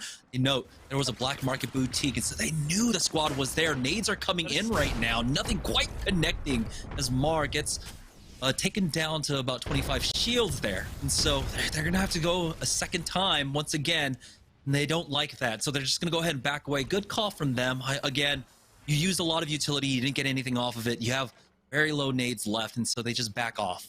I mean, I wouldn't walk in there either. I think there was an infinite supply of nades from the squad right below them. The Loba definitely doing its job there and keeping Most Hated at bay. It's like a Elden Ring boss almost, just throwing out explosions left and right. But with Most Hated put in a position where they're able to play the high ground, you'd normally envy this. But with this particular spot over in Stormcatcher, they've got a lot of open ground to cover until they actually reach swamps. And I'd like to see them take a little bit of a route, maybe with that Valkyrie ult, to move over to the high ground by Launchpad instead of waiting in Stormcatcher. So this is a hard pull for ring number 3, going over towards that Launchpad side. You can see teams have made their way on over. Still teams, though, running outside of the zone right now. One even all the way down by Shipfall, trying to pick up additional loot around all of this. But it's Team Redeem that found themselves a decent spot here just on the edge, as there aren't too many teams currently in the area. They do have tripods off to their west, but another team directly to their south. And so you're going to have to be careful. If they can note that it is tripods on their west, they will not try to get aggressive here. When you get beamed like that, it does give you some pause. But here comes that Rolling Thunder out from Z Davis. Gonna force that squad out from behind. The Rocks there, great damage out. That champ going down. Lox ends up stealing that one away from inside of the building, and Z Davis took that one personally there. And now he's gonna have to back away though as he gets tagged down to 1 HP. Redeem, unfortunately, not able to get that kill point. It's just so impressive, though, the instant recognition from Z Davis that, yes, I may have just been chunked out, but if I throw this Rolling Thunder out, there's zero cover for you to hide behind. He turns what looks like weakness into strength very quickly. It's what makes his IGLing so impressive, is the fact that he's able to call that out so quickly, get the whole team on the same page, find themselves a knock. I don't believe it turned into a full thirst as they did retreat, but man, oh man, with plays like that, we could see Redeem going quite far in this game. Team tripods, though, they just have to look on throughout all of this, but it does give a lot of information their way. They know there's at least 2 teams over here, should be a third. Redeem about to finish off a squad. Fulzy going down and taken out as Rolla Theory picking up a lot of this additional loot. Bastola is the one that ends up on the ground there as Rolla Theory. Will have, of course, that black market boutique to utilize if they want to as well. Will they try and chase after the rest of these kills? It doesn't look like it. They're happy with just damaging one team right now, though, as we join on board with Wingman Season playing on the south side of Launchpad currently. And a team just outside, but again, it's all about that late game macro play for them. It's all about just bullying teams away from the position. They're not trying to play anything too aggressively. It's trying to, again, get another 30-point game, quite possibly. We'll see if they can secure that one again. They're starved for beacons, though, and they've got Sheesh coming up right behind them. It's going to be a clash of the Titans. This trident around, you could try and take height on the opposite side of the ring, and I like the move from Sheesh to do that, using this mobile cover, shall we say, to take an excellent spot inside the ring. They lose a few shields, but ultimately excellent moves from Sheesh that puts them in a spot that is very difficult to contest. They'll wish they moved the Trident up just a little bit further, and that's exactly what they're going to do right now. Actually starting to back away. Never mind, getting out of the sun. Gotta be careful with the paint job there. Timmy, with the excellent driving skills for his squad. Team Sheesh, though, gotta be careful how they play this right now. For the next 30 seconds, their bubble is down. You can see teams keeping an eye on them, checking their back as well. Another team might be showing up. We do have the swing in from Timmy just to change up the angle. Northern Forces, though, in a bad spot now. Proficiency, the only one up for his team. It was Inner Nerd Game that were able to come in, get the +2 on their own. They'll be able to find that last one. We'll see. Inner Nerd Gaming desperately want this one, but it looks like they'll just let it go away. Audubon pulling it back from game 1 with this Ash, picking up both of the knocks as well. An excellent position retained by the Inner Nerds, as they will have to make their way likely towards the swamps as well.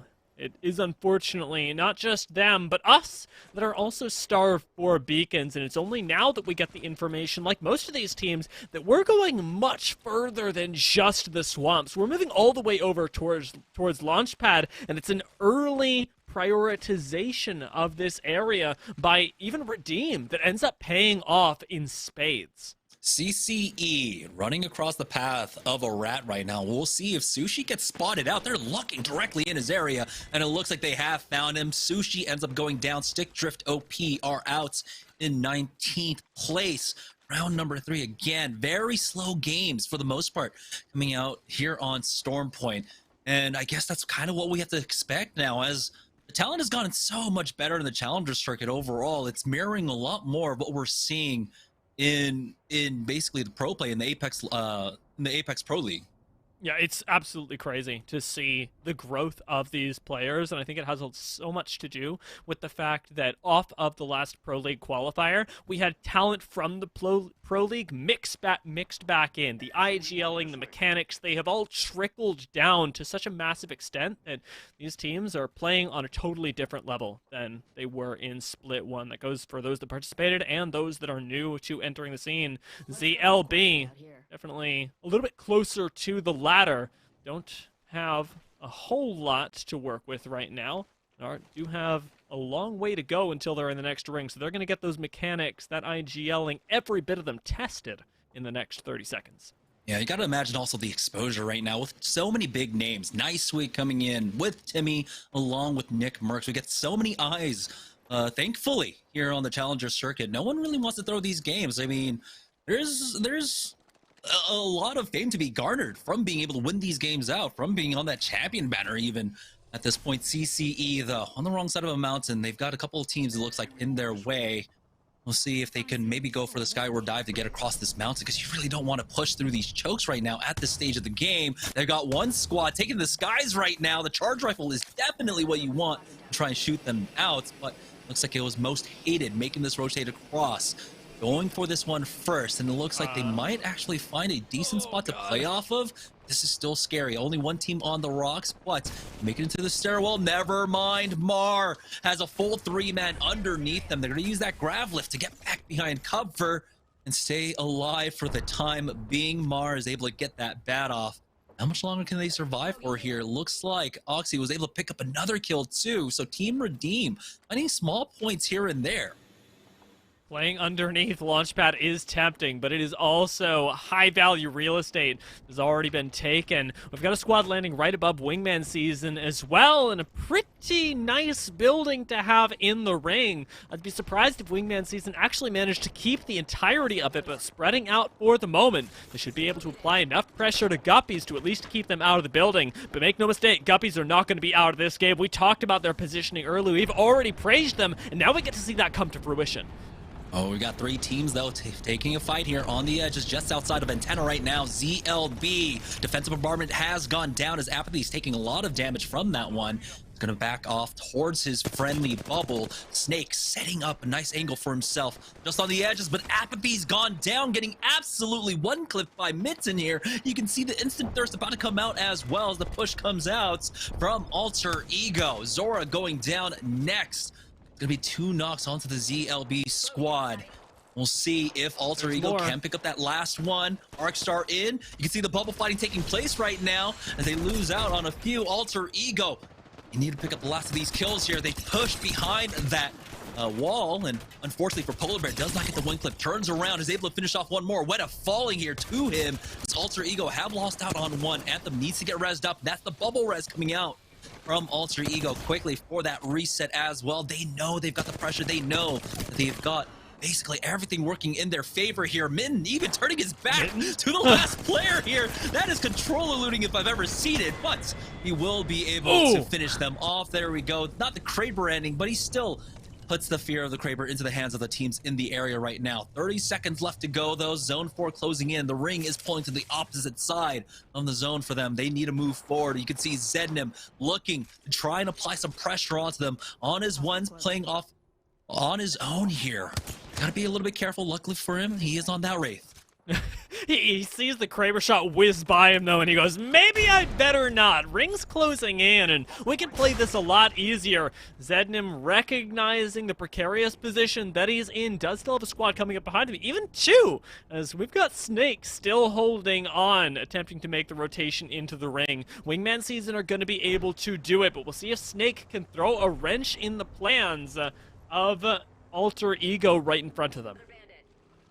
Liquid Snake might be able to go for a knock at the very least as that rat. We'll see how aggressive he tries to play as that rat right now, but Wingman Season keeping an eye on Alter Ego, just playing off the edges here. Seems like they have some decent cover to play with, but if this zone ends up pulling away from them, it's going to be a tough one to move through. Northern Forces, though, able to pick up a few kills. It looks like Stunny does get that last kill on to Liquid Snake, so ZLB are now knocked out, and Alter Ego about to go down to the zone. Anthem ends up falling there.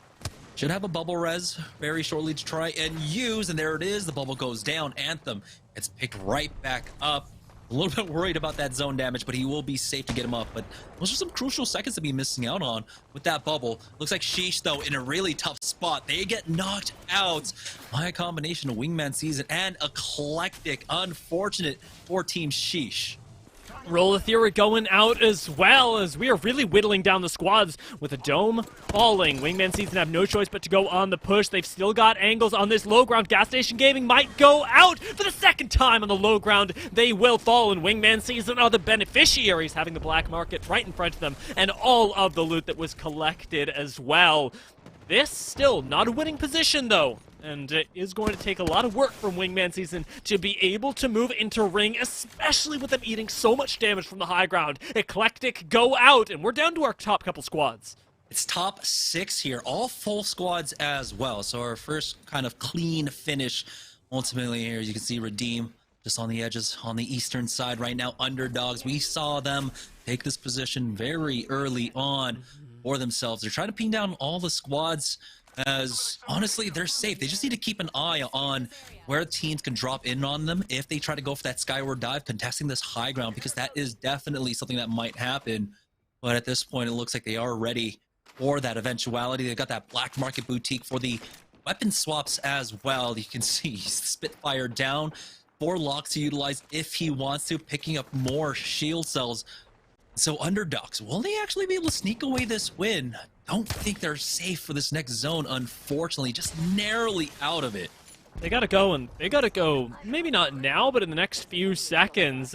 Given that we've got, I think, unexpectedly most hated having center zone right now, after having lost one in the early game, this could be the comeback story of the century. And Underdogs snip out a team right below them, just waiting for this squad to drop. They have no safety here. Underdogs do eventually fall, and they may just fall in their entirety. Let's see who they can take with them, as Redeem of the squad trying desperately to pick up KP for this, but they end up losing Joey and may have relegated themselves to an early finish. Z Davis is now under fire. No escape tools for him. Having lost the Gibraltar, the reset isn't there either, but Oxy Aries, and he may still be able to pick it up. Frosty comes back and finishes off one. It's a 1v1 between him and Oxy Aries. We're down to our top 5. Redeem are still in it. How long can they outlast? Oxyary is the only one up now for Redeem here, as he's getting full pushed now by a 3-man squad. He is able to juke out and get some cover for the time being.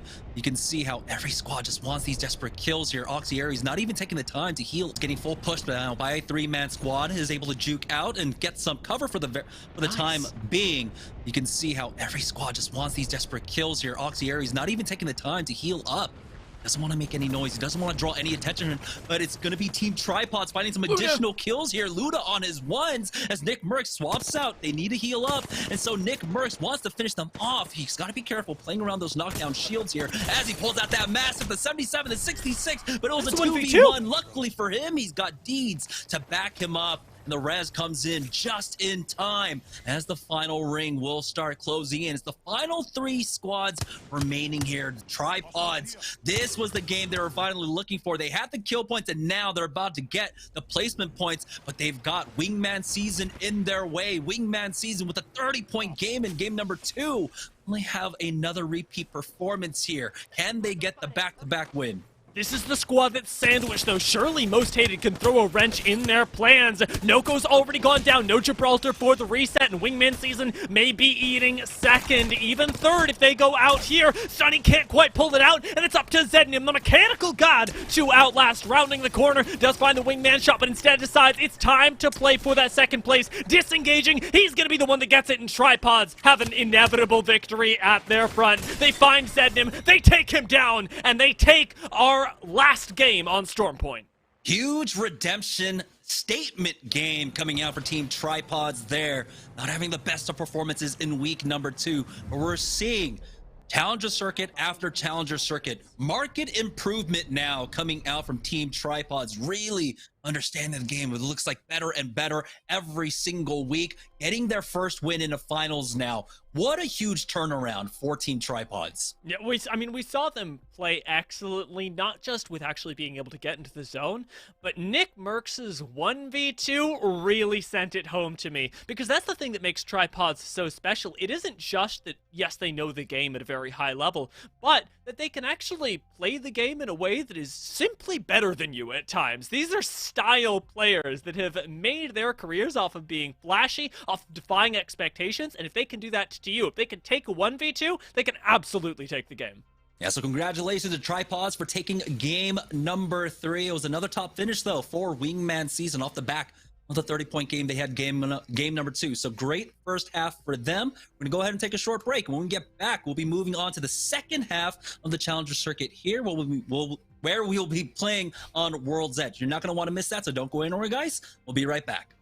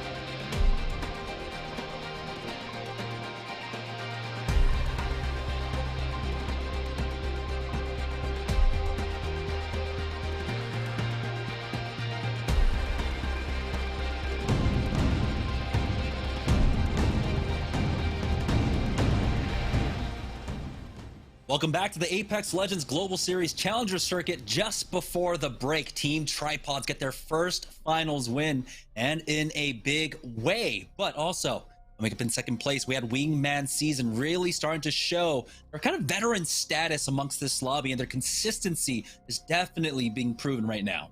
The lickety-split decision-making from that final game really did wow me, and it was at multiple times, not just in the end game. Let's take a look across the entire game and see all the highlights that we had, because they were aplenty. Final game on Stormpoint was time to style for these teams. It was another slow game, though. A lot of our squads trying their best to survive for as long as possible. It came down to Ring 3, Ring 4, where finally action started breaking out. Teams trying to make their way into the swamps at this point. So much fighting taking place over at Launchpad now. You can see that again. It's all about that macro, but eventually the fighting does come to the fore, as we had 17 squads here, round number 4. And then all of a sudden we had like 9 squads as all this fighting started breaking down. Do we get Mitten's supreme confidence? No, we don't. That itself was a highlight to be able to survive. Wingman Season dropping down low, do win the 3v3 on the low ground, and thank God they did, with Redeem having a bit of a difficult time, but Oxy Aries again, split-second decision-making, able to survive for that much longer, with Luda and Nick Merck swapping out here. We got yet another taste of it, and the 1v2 was just chef's kiss. Oh, that was beautiful. Almost full connects with those Mastiffs there. And they get the res just in time, but it's this last fight that ends up breaking out a little bit earlier. They were expecting Wingman Season getting pushed, and like you said, they were stuck in that sandwich, and Tripods were able to come in for that third party. So ultimately, they ended the game with 9 kills. That's going to be 21 points overall, but not to be outdone. Wingman Season coming in second place with 10 kills. Most hated impressing me at third, though. As a reminder, they ended up losing a member before they made it to the final zone, way earlier on up in the north against Rolla Theory. This is their debut on Challenger Circuit, and already being able to clinch out a third place after being whittled down to just a duo early on, really impressive stuff. And in fourth place in map number 3, Redeem starting to turn things around, really finding their footing now, especially in the final game of Stormpoint. Fifth place with 8 kills overall. That's going to be 12 points for them. We'll see how things end up shaking up now that we're changing things on over to World's Edge. That's where we had Tripods really running into some trouble, but they, of course, had to deal with Black Hand last week, that 50-50 over at Big Mod. Is that going to be the same trap that they end up falling into? We are seeing a lot of respect coming out from our squads, though.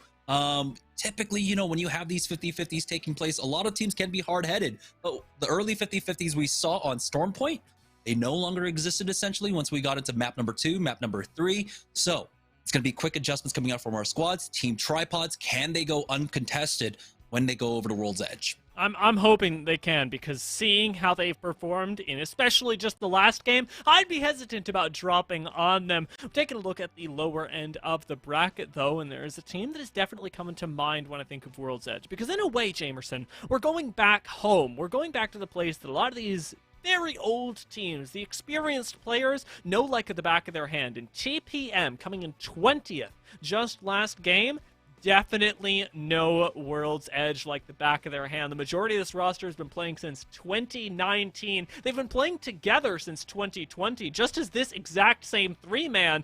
And if they can't pull out a win, a high placement, a high kill game on World's Edge, I don't know what's going on. Yeah, if there's a time to turn it around, is going to be here on World's Edge for TPM. They haven't had the greatest start to the day so far. I don't know exactly how many points they have, but it's really not much. It's probably in the single digits, if any. They might have had a couple of kills. So we'll see. This is where the big turnaround for them. This is a squad that we were definitely looking forward to, but kind of washed out amongst the amazing talent that we have today so far on Stormpoint. Like you said, it's all about our World's Edge. It's all about that familiarity again. We did see them have some great moments when we were on World's Edge last week. So hopefully this is the turnaround for them. But again, the competition has been improving. We are seeing some great adjustments being made by so many of our squads. It's not just one team that's been dominating the leaderboard so far. It's been multiple squads that have had their moments of brilliance so far. I mean, the thing that really speaks to that the most is that we've got teams like Stick Drift, OP, and Money Miners coming in at 18th and 19th in a single game. We talked about the difference between last Challenger Circuit and this one. Last Challenger Circuit, I don't think it's physically possible for a team like Money Miners to come in so low, even in a single game, because they have so much experience. I've been really high on this team for a while, and while Challenger Circuit has been difficult for them, the experience that I alluded to earlier has continued to reward them, with Ajay being able to do so well on the roster. Incredible mechanics on him. Reeds with some brilliant IGLing, and Mollis bringing in that cheese-it factor. Here we go, heading into game number 4. We're back on World's Edge, and our big question did get answered here. Is anyone going to be contesting over at Big Mod? Well, there's a contest going on over that thermal tree connector right now. Mar picks up the first knock onto Folsey. Most hated, it will take him out. It's unfortunate. He cannot get greedy for this drop or that beacon. Folsey getting punished for that on the Asteria side. That's crazy as well. Now, keep in mind that Folsey is a relatively recent addition to Asteria, so it could be that they just weren't on the same page about that. They weren't all watching each other's backs, and now missing a member as a result does put a wrench in your plans. It's likely that Asteria are going to be able to pick up that banner because, well, you aren't going to be sticking around that POI for too long, but even so, just a small delay in plans is going to keep them from being able to play Ring if they were planning to. And on World's Edge, you can definitely plan to. It's a lot nicer to play Ring here. Sheesh getting contested over at Countdown, but it looks like they did end up winning out in the Armor Wars in the middle of Countdown there. You can see Timmy was able to pick up that purple for himself, double blues as well, for Nicewig and a prize. So ultimately, if this 50-50 persists, it looks like they do have a solid game plan in how to fight this one out. It's just unfortunate that they get slowed down on that looting path. You can see a lot of teams over there on the northwest side, as it usually is, with Lava Fissure, with Skyhook getting split such. And now we're taking a look at our first ring. This one's going all the way down to launch site, and teams are going to want to move fast for this one. We know how deadly those power positions are in launch site. Yeah, this is one that normally I think a lot of teams would look at and say, okay, well, we might try and play the outside of Dome. This time, I don't think I would try it. There's been so much focus on squads that are having to traverse through the open ground that is so recently in the mind of all these players coming from Storm Point that I'd honestly rather take a terrible place in launch site than I would a good one in Dome, because it eventually comes with that promise of having to rotate over. With Alter Ego coming up on the back end of where we know Gas Station Gaming dropped earlier, they're going to find this place relatively loot sparse, but hopefully making the most of their landslide rotation, should be able to get to a favorable spot in Lava Siphon pretty soon. Now here's our winners from game number 3. Team Tripods not getting the best of loot, or at least the best of armors coming out from Big Mod. And unfortunate for them, that Eclectic are dropping here down at Lava City. So they're not going to be able to pick up too much in way of cursory loot. Taking a look at TPM, looking to make their way past the choke points, past the power positions over here at launch site to try and play that south side. We'll see if that one is free for them. They might even be able to back off basically to the edge of map if they need to find a secondary position. And it looks like, yeah, there's a full squad there already. They're trying to find a secondary spot, but it's in the middle right now of launch site. They have to find some cover. It looks like not too many people are going to be contesting them. A nice phase breach actually get them a decent office building here, as we do have a fight taking place right now down by launch currently. You can see Northern Forces able to pick up 2 knocks so far, and they will be able to knock out Alter Ego.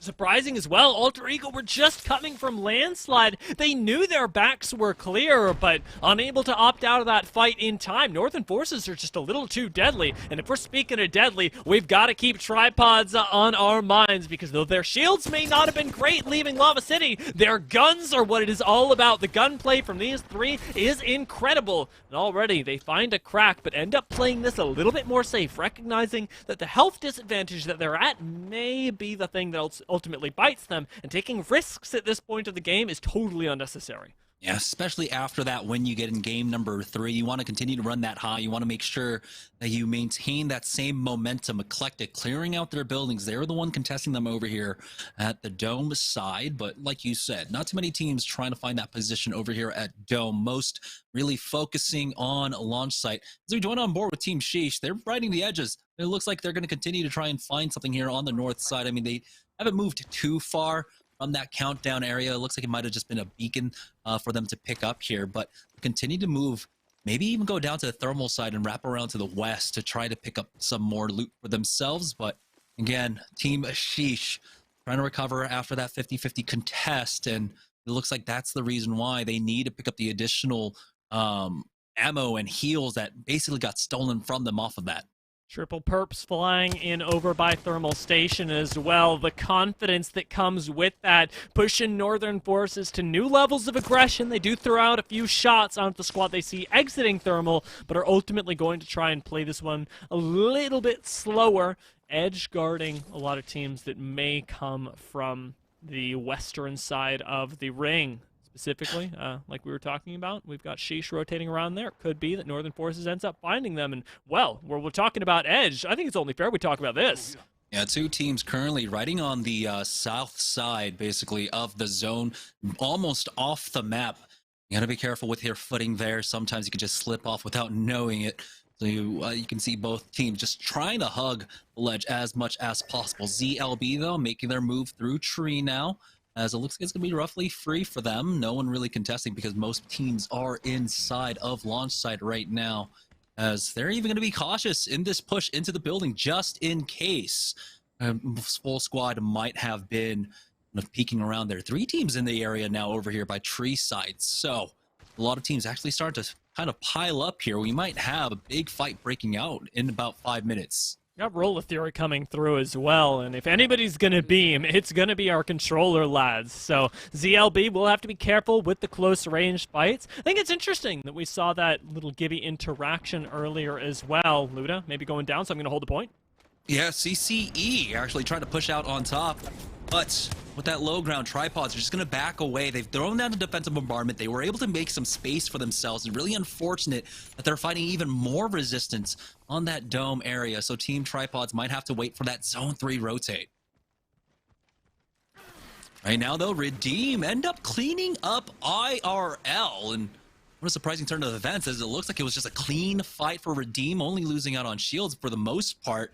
And this is out on the north side of launch, so this is one of those power positions where they can try to look to gatekeep a lot of those squads that were a little bit late on the rotate from the north side. Super good for them, and I note that they have swapped off the Bangalore as well. Definitely a Storm Point special, now a little bit more back at home. Does leave them with a little less access to the fire from the skies, but a lot more mobility. With the underdogs whipping out the caustic on World's Edge, it is a little bit odd to see. We don't see as much caustic these days, but that means, in a way, the caustic is that much better, because when you run into him, you don't expect it nearly as much, and you haven't got caustics to tank it up. With CCE Uchinix making their way into the ring, they are going to be trying to play the edge, where we already know Stick Drift, OP, and Gas Station Gaming are holding out, but if they can play the baby dome, if they can get there uncontested, they should be okay. We have to worry about one other squad ahead of them. It looks like ZLB are down there. Zora, though, trying to get his squad out. Maybe throwing down that port for them. A lot of teams ending up showing up here. You got Eclectic also inside of Dome. We still don't know what tripods are doing for their rotate, how they're trying to play this one in. They've been trying to walk this one in, but they've met different sorts of resistance. Now you can see CCE noting that plenty of squads are currently playing there on the ledge. Flux getting cracked will be able to back away. He's going to be perfectly safe behind all this cover, though. You can see the teams really putting the focus on the south side of launch site because of how the ring ended up pulling away. Zenim ended up going down to Maulus here, but looks like it was just an off angle. He might be able to get him back up. Noko only has 15 seconds left on that bubble, unfortunately. Now as the defensive bombardment comes down from TPM.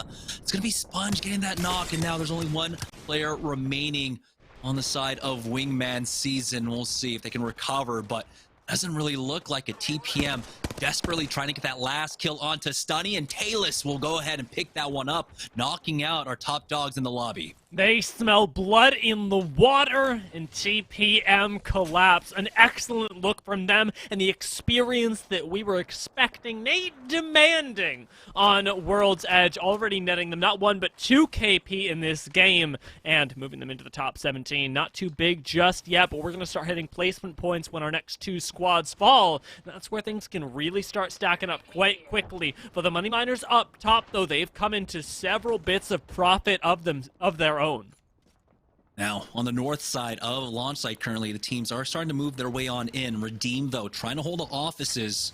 I'm gonna be careful. Roll of Theory are just outside. The nade's out from Amaze, as his Arc Star is actually thrown his way, and he actually gets a connect onto that one. So now, as he checks his back, he's got to be careful. The other Arc Star coming in does get tagged for a decent amount of damage. No one really ready to push out quite yet. Bubble has been forced, though, and Redeem might actually make the push as soon as this bubble goes out. Joey Blackout on his ones on the backside, watching that flank, making sure that this team is squared in. And now Redeem with the bubble down will try and push out, but Z Davis takes so much damage. Redeem might have to show them some respect here as Oxy Aries tries his chance at that peak. Redeem, how many more times are they going to try and go for this? They're now going to regrouping as a full 3, but Z Davis gets tagged again. Oxy Aries gets the knock on to 1. It's a 1-for-1 exchange, though. Redeem now left into 2v2. Joey Blackout backing away. Their bubble is about to go down. Their opportunity to try and recover Z Davis starting to run out here. So another team might be showing up, and oh no, Redeem took way too long on that fight. Z Davis trying his best to survive. Underdogs, will they be able to come in for the third party? They themselves get thwarted from this push. It's crazy, and actually might give Redeem enough time to recover as Underdogs swoop back to the position that they held earlier. We're going to see how this continues to go down, because in the building, Joey Blackout is holding out 1v3 on the northern side, knocking Poyo eventually. It is going to be Roller Theory that end up losing one. Redeem back as a full 3-man, and it seems like their close-range combat drills have paid off. We know they've been putting in the work on this week. Redeem speaking about how they've been trying to practice bubble fights, and while the first one doesn't go their way, they're definitely not done yet. Ooh, Joey Blackout just not behind enough cover there. He is on that big boy as the port comes out from Z Davis, and you can see how they just want to get away from a lot of the fighting here, so they're even going to go ahead and back away from that center zone into the ring, essentially. Oxy Aries does get out with Joey Blackout. There comes the rest. So they just give up the position to play for the late game instead. Great quick calls coming out from them. And it's going to be Asteria that ends up stealing away a lot of this loot, but over by Tree, the pileup is starting to happen here. Inner Nerd Gaming losing out on 2. MJ and Mar picking up those knocks. Weta will not survive. Most Hated picking up a +3 over at Tree.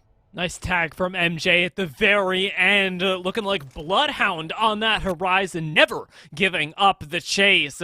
Being able to move us into the next couple squads as well, further us in the game. We're into top 16 now, with placement points only 1 squad falling away. Luda's just hit purple, but needs to heal up. For the moment, last shield bat going to be used. Tripods have got to win a fight soon.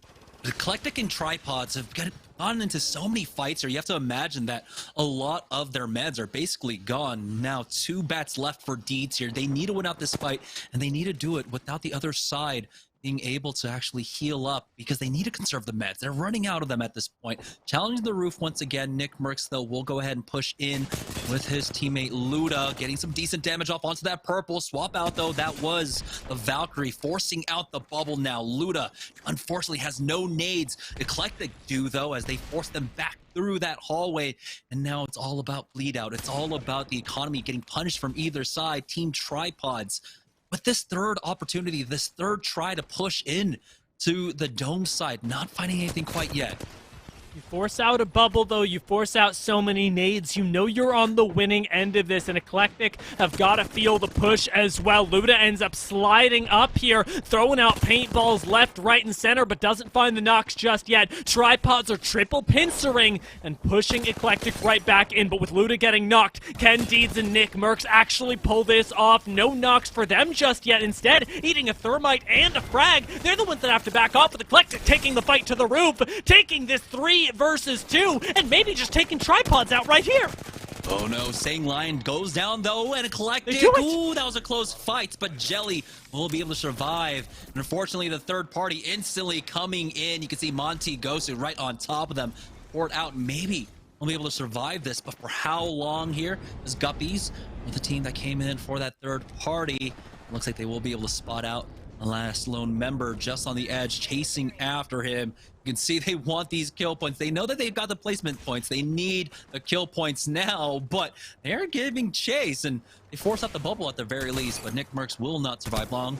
Never mind, Lots, of Eclectic will go down. Another fight, though, here on the south side of launch site currently is TPM once again win out on another fight, picking up more kill points for themselves and gaining a nice strong position to push out for this next ring.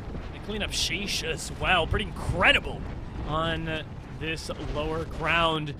TPM able to heal up and use this cover from the Gibraltar ult without use of their own dome. They're looking nice and still have access to the high ground through the zip line. What they don't have access to cleanly at the very least is that next ring. And it's time for them to start consider whether they want to use the To the Skies to reposition quickly and risk potentially landing somewhere that, shall we say, is already occupied. Yeah, this is a dangerous move because we knew that there were two teams on the edge of the map on that south side. So trying to walk this one in from the south from that building is almost impossible. They would have to use the bubble way early on. They still wouldn't even be close to getting into the zone. Eclectic do get knocked out. MJ picking up that last one. We're now down to 11 full squads remaining. It's Money Miners out on top of TPM currently, and they're the ones that are running that, or they're one of the squads that are running the Caustic here. They're getting closer and closer to that late game where that Caustic ends up powering up in zone number 5 and 6. It's absolutely wild to see them doing it as well, because I remember their debut in Challenger Circuit being one that was heavily focused around getting reads on the Ashe, being able to find off angles, and now their identity has shifted completely.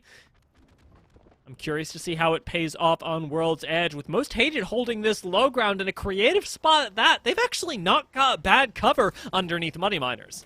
This is a really bad call, though, as you have that takeoff.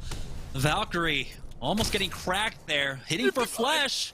He's now down to about 45 HP. They're gonna have to instant bubble on that drop down.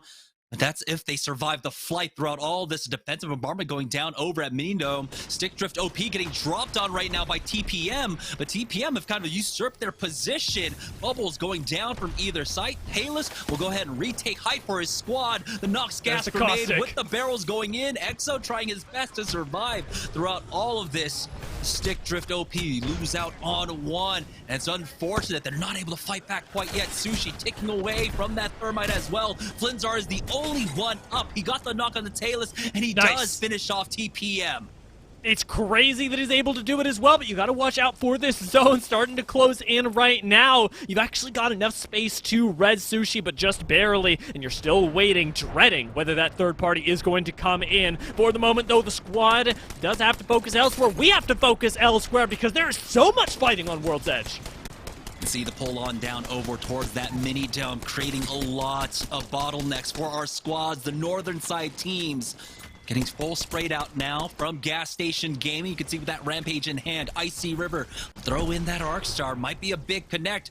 Have to worry about Hysteria above them, though. A lot of teams early in the area right now. It doesn't look like Northern forces will get punished by those nades. They looked deadly, but don't quite connect. Now we do have that Black Market Boutique for them. We'll see if they get additional utility off of that MJ.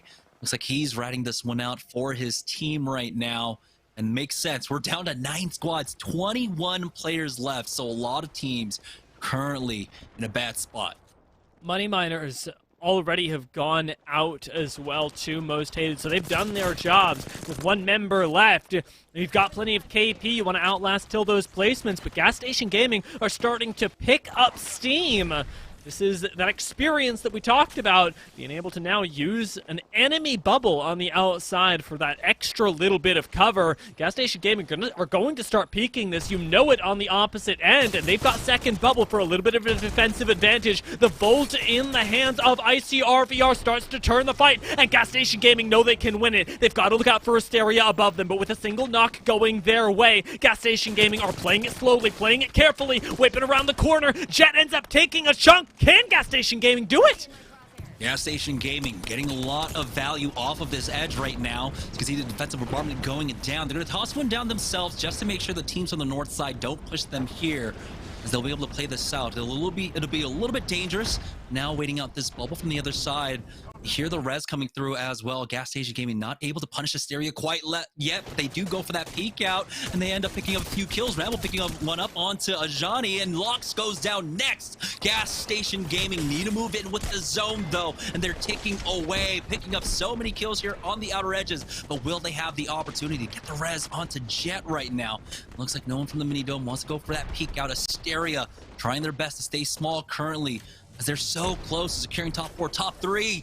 Now down to 4 squads remaining as Jet, Rambo, and Icy River go down. Unfortunate for Gas Station Gaming, as Stick Drift OP will fall as well. We're now down to our final 3 squads. Asteria gets to take advantage of all of the loot that's fallen here, though, but as that bubble expires, they've already been spotted, so they've got to play this very carefully. And I like the retreat back inside of the dome, with Stan watching them on the exit. We have got one heck of a situation developing, fighting from all edges inside the dome, on the mountain, and on the very edge of the map where CCE Uchinix are making this work. Plugged Cube has managed to negotiate them into a spot in the late game, but now it's up to Flux to take this late game IGLing and turn it into a team fight win. You can see why there was so much focus on that large dome side to try and work into the south here. Plenty of cover here for CCE, but they need to start making space for themselves. They need to go for the peek outs, and that's a great way to do it. Teamfire going down onto that one player, going for those peeks, trying to conserve on the bubbles for as long as possible. Great nades in, but it looks like they're going to have to use that bubble shortly here, as they need time for the reset. Plug Cube only hitting the slow heals. They're going to push up with that now, and they're going to take to the skies. This is a risky move. Both squads might be able to get free shots off onto this, and you can see them cancel it. No, it was force cancel, stanking the knock onto Plugged Cube. Port back, though. Will they be able to recover here? This might be a free peek out from the Asteria team on the inside, but no one wants to risk it here in the final 3 situation. Are they actually going to stick this res? Are CCE Uchinix going to be able to recover from a disastrous early game call? Plugged Cube does go down almost instantly again, as the defensive bombardment interrupts everything and Flux is forced to retreat. Portal still available, but now would take them outside of zone, and I'm not sure whether we've got the time. Bubble goes down for the accelerated res, with Flux holding down another angle. CCE are split, and this game is slipping further out of their control. Guppies on the high ground may be able to take it, though, as they've got full angles on Asteria.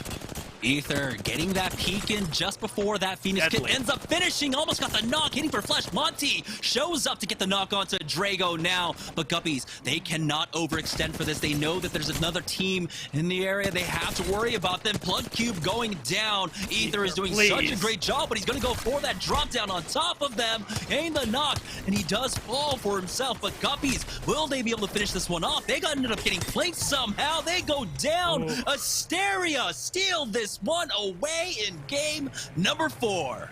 I am amazed by the control from Asteria, by the clutch from Folsey at the very end, because that end game, make no mistake, got so chaotic, with Guppies ultimately dropping down. Things really could have gone either way, but the instant beams on these Valks as they went through the sky changed the game from moment to moment. You can see why so many teams were hesitant to push off of an advantage despite getting a knock. That's why we had so many reses there in the late game. No one wanted to really throw their chances there. But Guppies got a little bit ahead of themselves and felt like might have lost out on that first place by dropping down a little bit too early. Still, though, it was a great play coming out from them. Congratulations, though, Asteria, for taking the win there in game number 4. Yeah, I mean, Guppies have continued to impress us, right? For a team that I really didn't know what to expect from. This is their very first time making their way into the Challenger Circuit Finals this split, and they've already changed everyone's perception of how exactly you can treat this roster, how you can treat a new roster entering the scene. Their control in the end game has been really good, and it's just that single slip up that cost them first place. Yeah, that's right. So that's 4 games under our belt. That means we have 2 remaining here for the Challenger Circuit. We're going to take a short break. When we get back, we'll have game number 5 after this.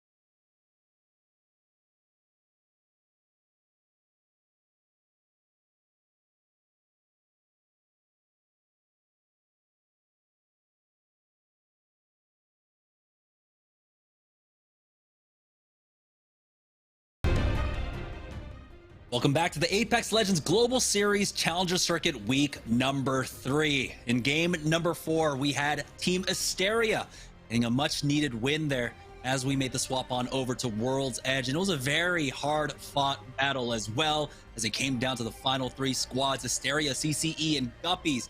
The Asteria were able to win out. But taking a look at game number 4, we're seeing a lot of fighting here in the early game. Now, Most Hated, we're able to get a cheeky kill onto Fulzy early on. We'll see if they end up punishing him like that once more. Northern forces get into this fight inside the landslide connecting tunnel. End up winning that one out pretty handedly. Yeah, they got a lot of gumption. I like that Northern Forces are taking these fights, setting up winning situations for themselves, much like we saw Tripods trying to do, but the fight against Eclectic taking a little bit too long ends up leaving them in the dust and taking Eclectic out as well.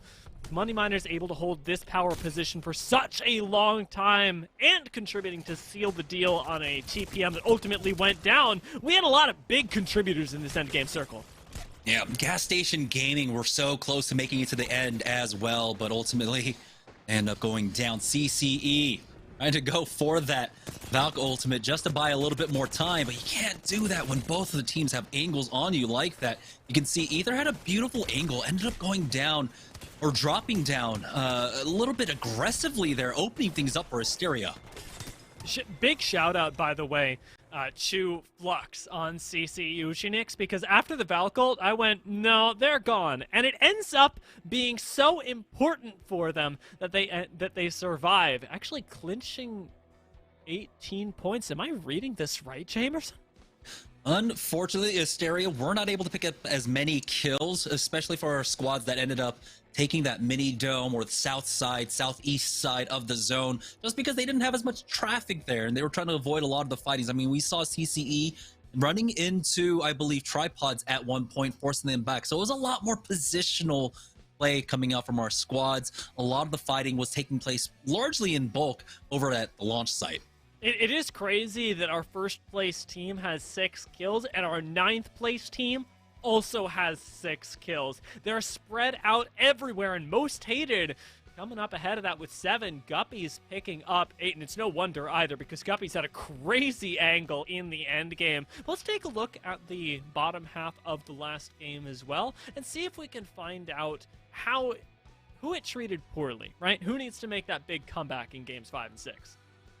Yeah, so taking a look at the bottom half of that board, you can see TPM did end up picking up a number of kills, though, at the very least. So it's a slow turnaround for them. It was just unfortunate that the rotation, they ended up dropping right on top of a squad that was playing off the edge of the map right there. But hey, at least they have some kill points behind it as well. Eclectic was one of the squads that was actually gatekeeping Team Tripods over on that dome side. That's where they got their 3 kills for them. This is one thing I kind of want to see coming out as an adjustment for Tripods. They kind of hard tunneled onto trying to win out the building inside of Dome or on the north side of Dome, but there were so many other avenues they could have tried to use to approach to move in for the zone.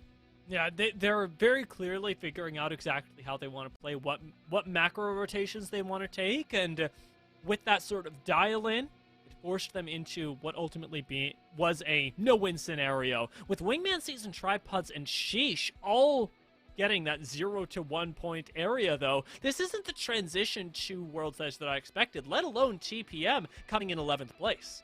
That's why, though, those early victories, those early big games, for a squad like Wingman Season to have taken in the first half come in huge for them. 30 points in game number 2 with, I think, 18 or so in game number 3. That puts them at, what, 38 points? That's already at the halfway mark that they had for their win last week. So this is still well within range for them. There's 2 games left to go. If they can have a 30-point game again, I mean, that would basically spell the end. So we'll see.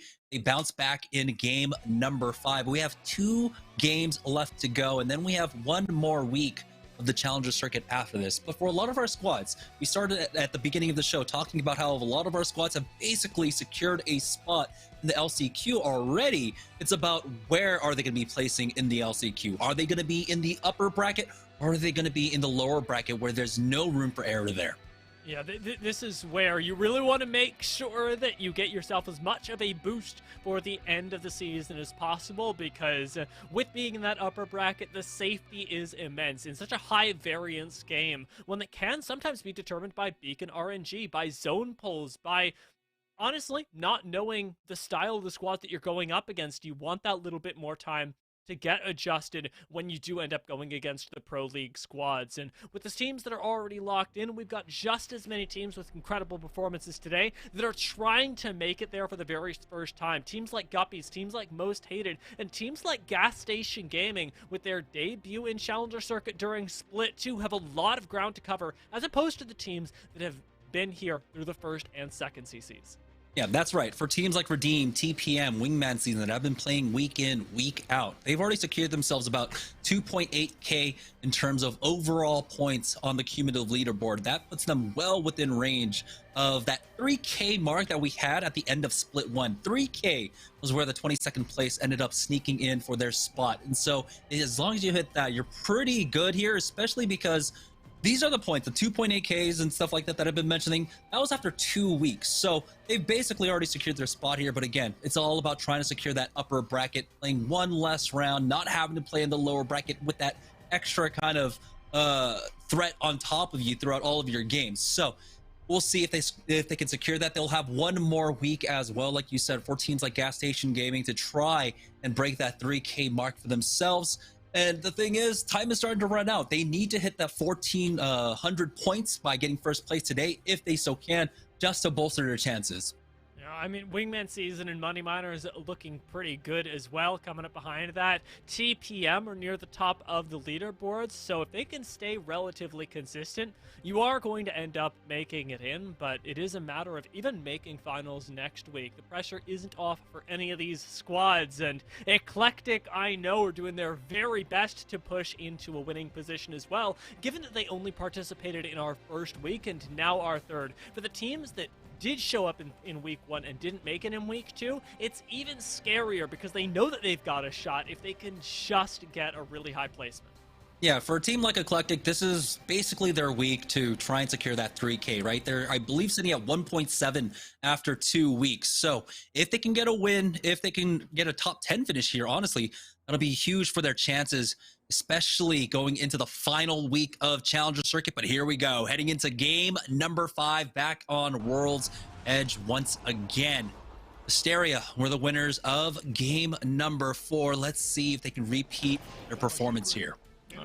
Oh, Lord. Oh, Lord. I'm just revving up for another chaotic game, another end game full of twists and turns. It's unlikely that we end up going towards launch site again, but Thermal Station has also opened itself up, and I really would like to see a landslide zone, see how that plays out. It does look like we are going to be going a little bit further south, though, with a lot of POIs opening themselves up. Harvester and Lava Siphon also in the conversation until we get that next beacon read. Team Sheesh, they're fighting for Countdown once again, but they've got that game plan down pat.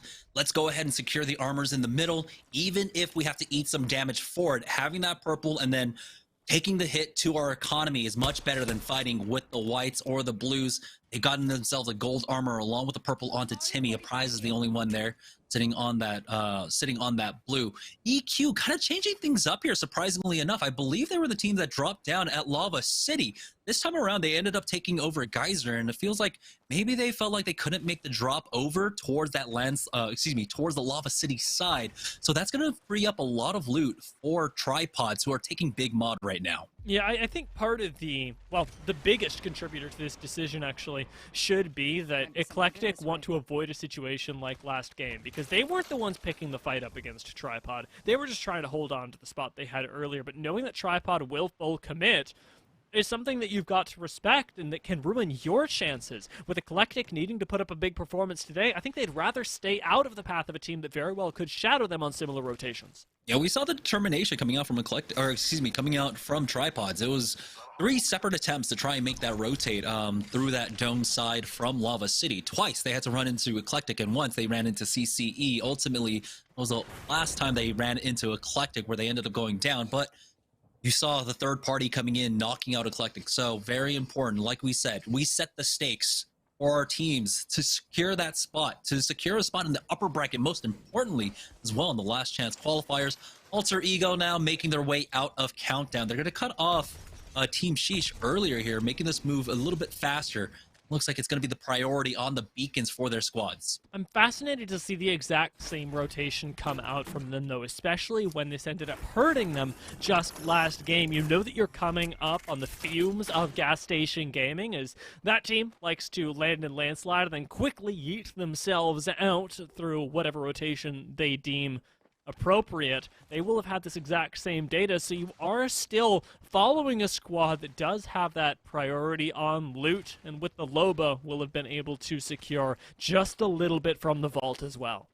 Oh boy, taking a look at the second ring, tree side or thermal, that's going to be the big question mark for a lot of our squads. So teams, I want to try and slow rotate this one in for round number 3, try to get that third beacon information for themselves. And see now with Drago, Folsey, and Champ, they have secured a spot on the thermal side of this ring. Another team showing up here, but excellent positioning out from Asteria just to gatekeep that squad. They're even going to go further in for this ring, so not holding up position quite yet. A team has shown up, and Champ needs to back away with his squad. Folsey is backing away. Great damage out from Champ to allow Folsey to get in undamaged. Surprised they don't Uno reverse card that as well, since you did get the crack, but it seems that for the moment, it's more of a safety play than anything, just wanting to minimize the risk in this early game, keep themselves in the conversation, and now you may just be able to third party, so they may be rewarded for their patience. Actually, Asteria have got to start forming up and getting ready for a potential ability to pick up some KP.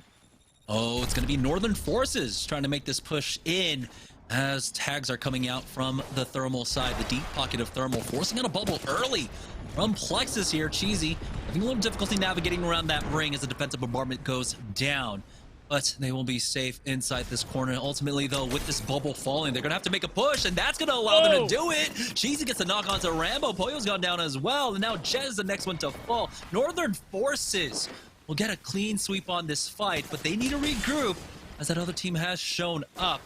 Northern Forces, though, they get a knock. That's going to be Folsey going down. Asteria getting punished once again. No way are Asteria the ones that end up falling for that third party. It's just not enough damage that gets laid down onto Northern Forces to make it safe, and now Asteria find themselves without a home. Champ is being focused down by Z Davis, and if you think that portal, that into the void is getting you out to safety, you are absolutely wrong. Redeem inside the building, now inside your house, are going to end up taking some kills, and with the hammer points on the Mozam, Oxyaries makes short work of anyone. Asteria knocked out in 18th place there. Northern Forces, though, want to find another fight. They did pick up some great armors off that last one, but it looks like they will not be able to push the issue. So things have basically settled down here as TPM have showed up. Never mind. Everyone's got an invite to this party. TPM have to wait out this defensive bombardment as a beautiful Arcstar comes out, forcing them out of their cover, forcing this bubble Talus trying his best to survive on the height. We'll see if any damage marker comes down to give away his position, but no, he might actually be able to get a nice flank. Sponge is the first one to fall. Redeem on the verge of picking up another +3, but they've traded. They've lost out on one, and that means the third party is going to come in from Northern Forces. Like the res plus portal, but C. Davis gets tagged by a frame-perfect defensive bombardment, losing Joey Blackout again. Northern Forces know exactly what they've done. They know exactly what they're here to collect, and Redeem are on their last legs, trying desperately to exit. It's finally going to be a knock on to Oxyaries. Northern Forces collecting even more kills, at least 4 picked up so far, and 3 different squads have fallen right in front of them. We're down to 15 squads already with round 1 closing.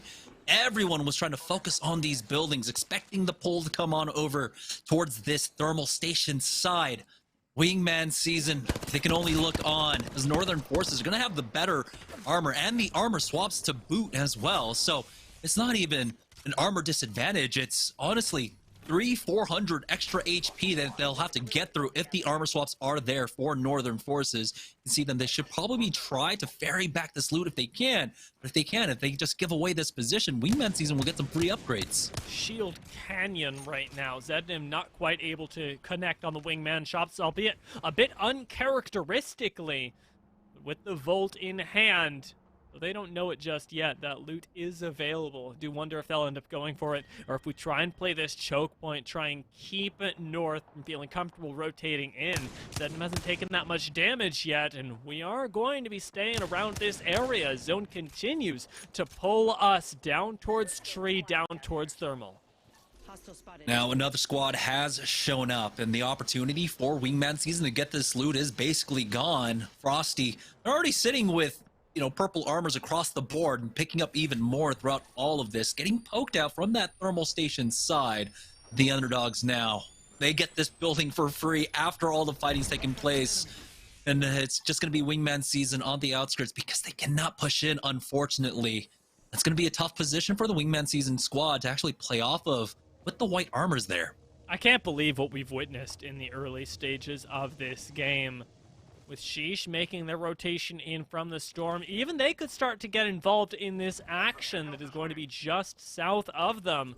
They'll have to fight their way through thermal station first, and as we already know, there are a few teams holed up in here, one of which has a charge rifle that could cause some problems. The Sheesh will be playing respectfully, and with gold and 2 purples, they've got plenty of HP to work with, plenty of forgiveness on any unlucky pushes. Likely access to the low ground, but we've also got the Valkyrie ultimate to make this cross a bit easier.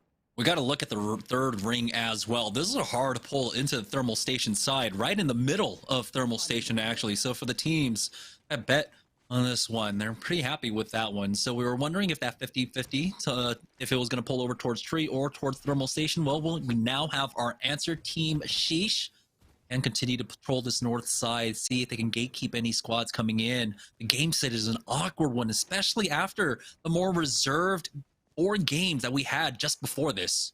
It's really crazy to me that Sheesh are going to come up against Alter Ego once again.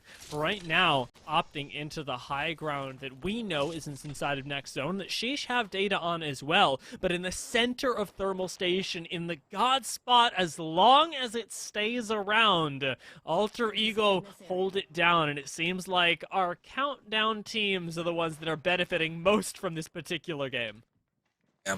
No team committing to hard fights on the 50-50s except for, well, with the exception of game number 1 that we've had.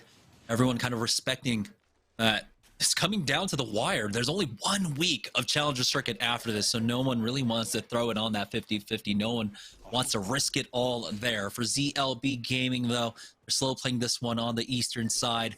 Don't have information about ring number 3, it doesn't seem like.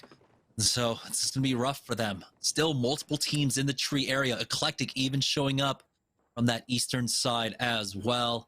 As you can see, we have multiple teams currently inside of tree right now, but it's Stick Drift OP that are in a power position to try and gatekeep and continue to hit beacons for themselves as well. This is solid. Wingman season looking pretty good at the same time. We talked about their low shields, but with the height that they have and everybody who's going to have to exit tree pretty soon, you've got to expect that they're going to be able to farm up the damage, that they're going to be able to get themselves to those big shield numbers. It's just a matter of avoiding the attention of third parties and making sure that you've got all of your angles covered, laying down punishment on both sides, not just one.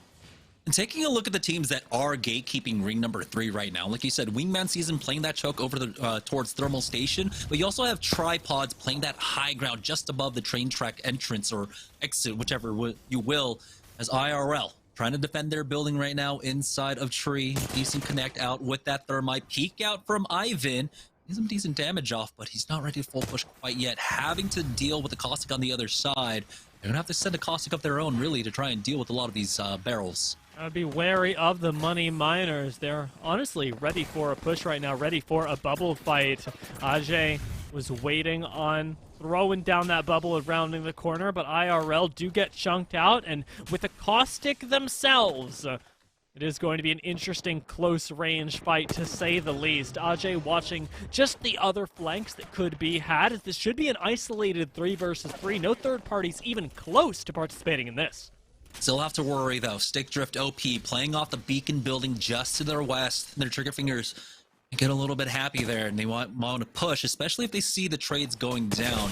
Well, the Caustics are on the field as well. Ivan getting a nice crack, and that is the go signal, instant bubble. But they haven't been able to punish quite yet. Big connect with that massive, but he's been cracked himself. Now both sides utilizing their Nox gas grenades. It's going to be Leda going down first. Reeds goes for as that peak. Nice Ivan nade. burning away as he gets flanked, and now IRL about to get knocked out. Money Miners with a clean 3v3. Secure this building with plenty of time now to worry about their rotate. And here I thought that Reeds on Caustic wasn't going to be the mechanical debut, wasn't going to be getting the flanks, but that Caustic decimated inside the building. An excellent recovery on the low ground from Money Miners, and able to turn what looked like a terrible situation into an amazing one by abusing the defensive advantage they had up on height. Take a look at all the squads that have Miners, and able to turn what looked like a terrible situation into an amazing one by abusing the defensive advantage they had up on height.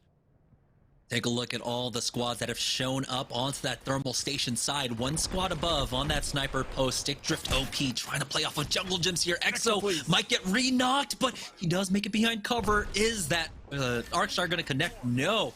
Somehow survives throughout all of this. Stick Drift OP. A really difficult spot. Exo trying his best to heal up, but are they running out of meds or something? He has not healed up quite yet.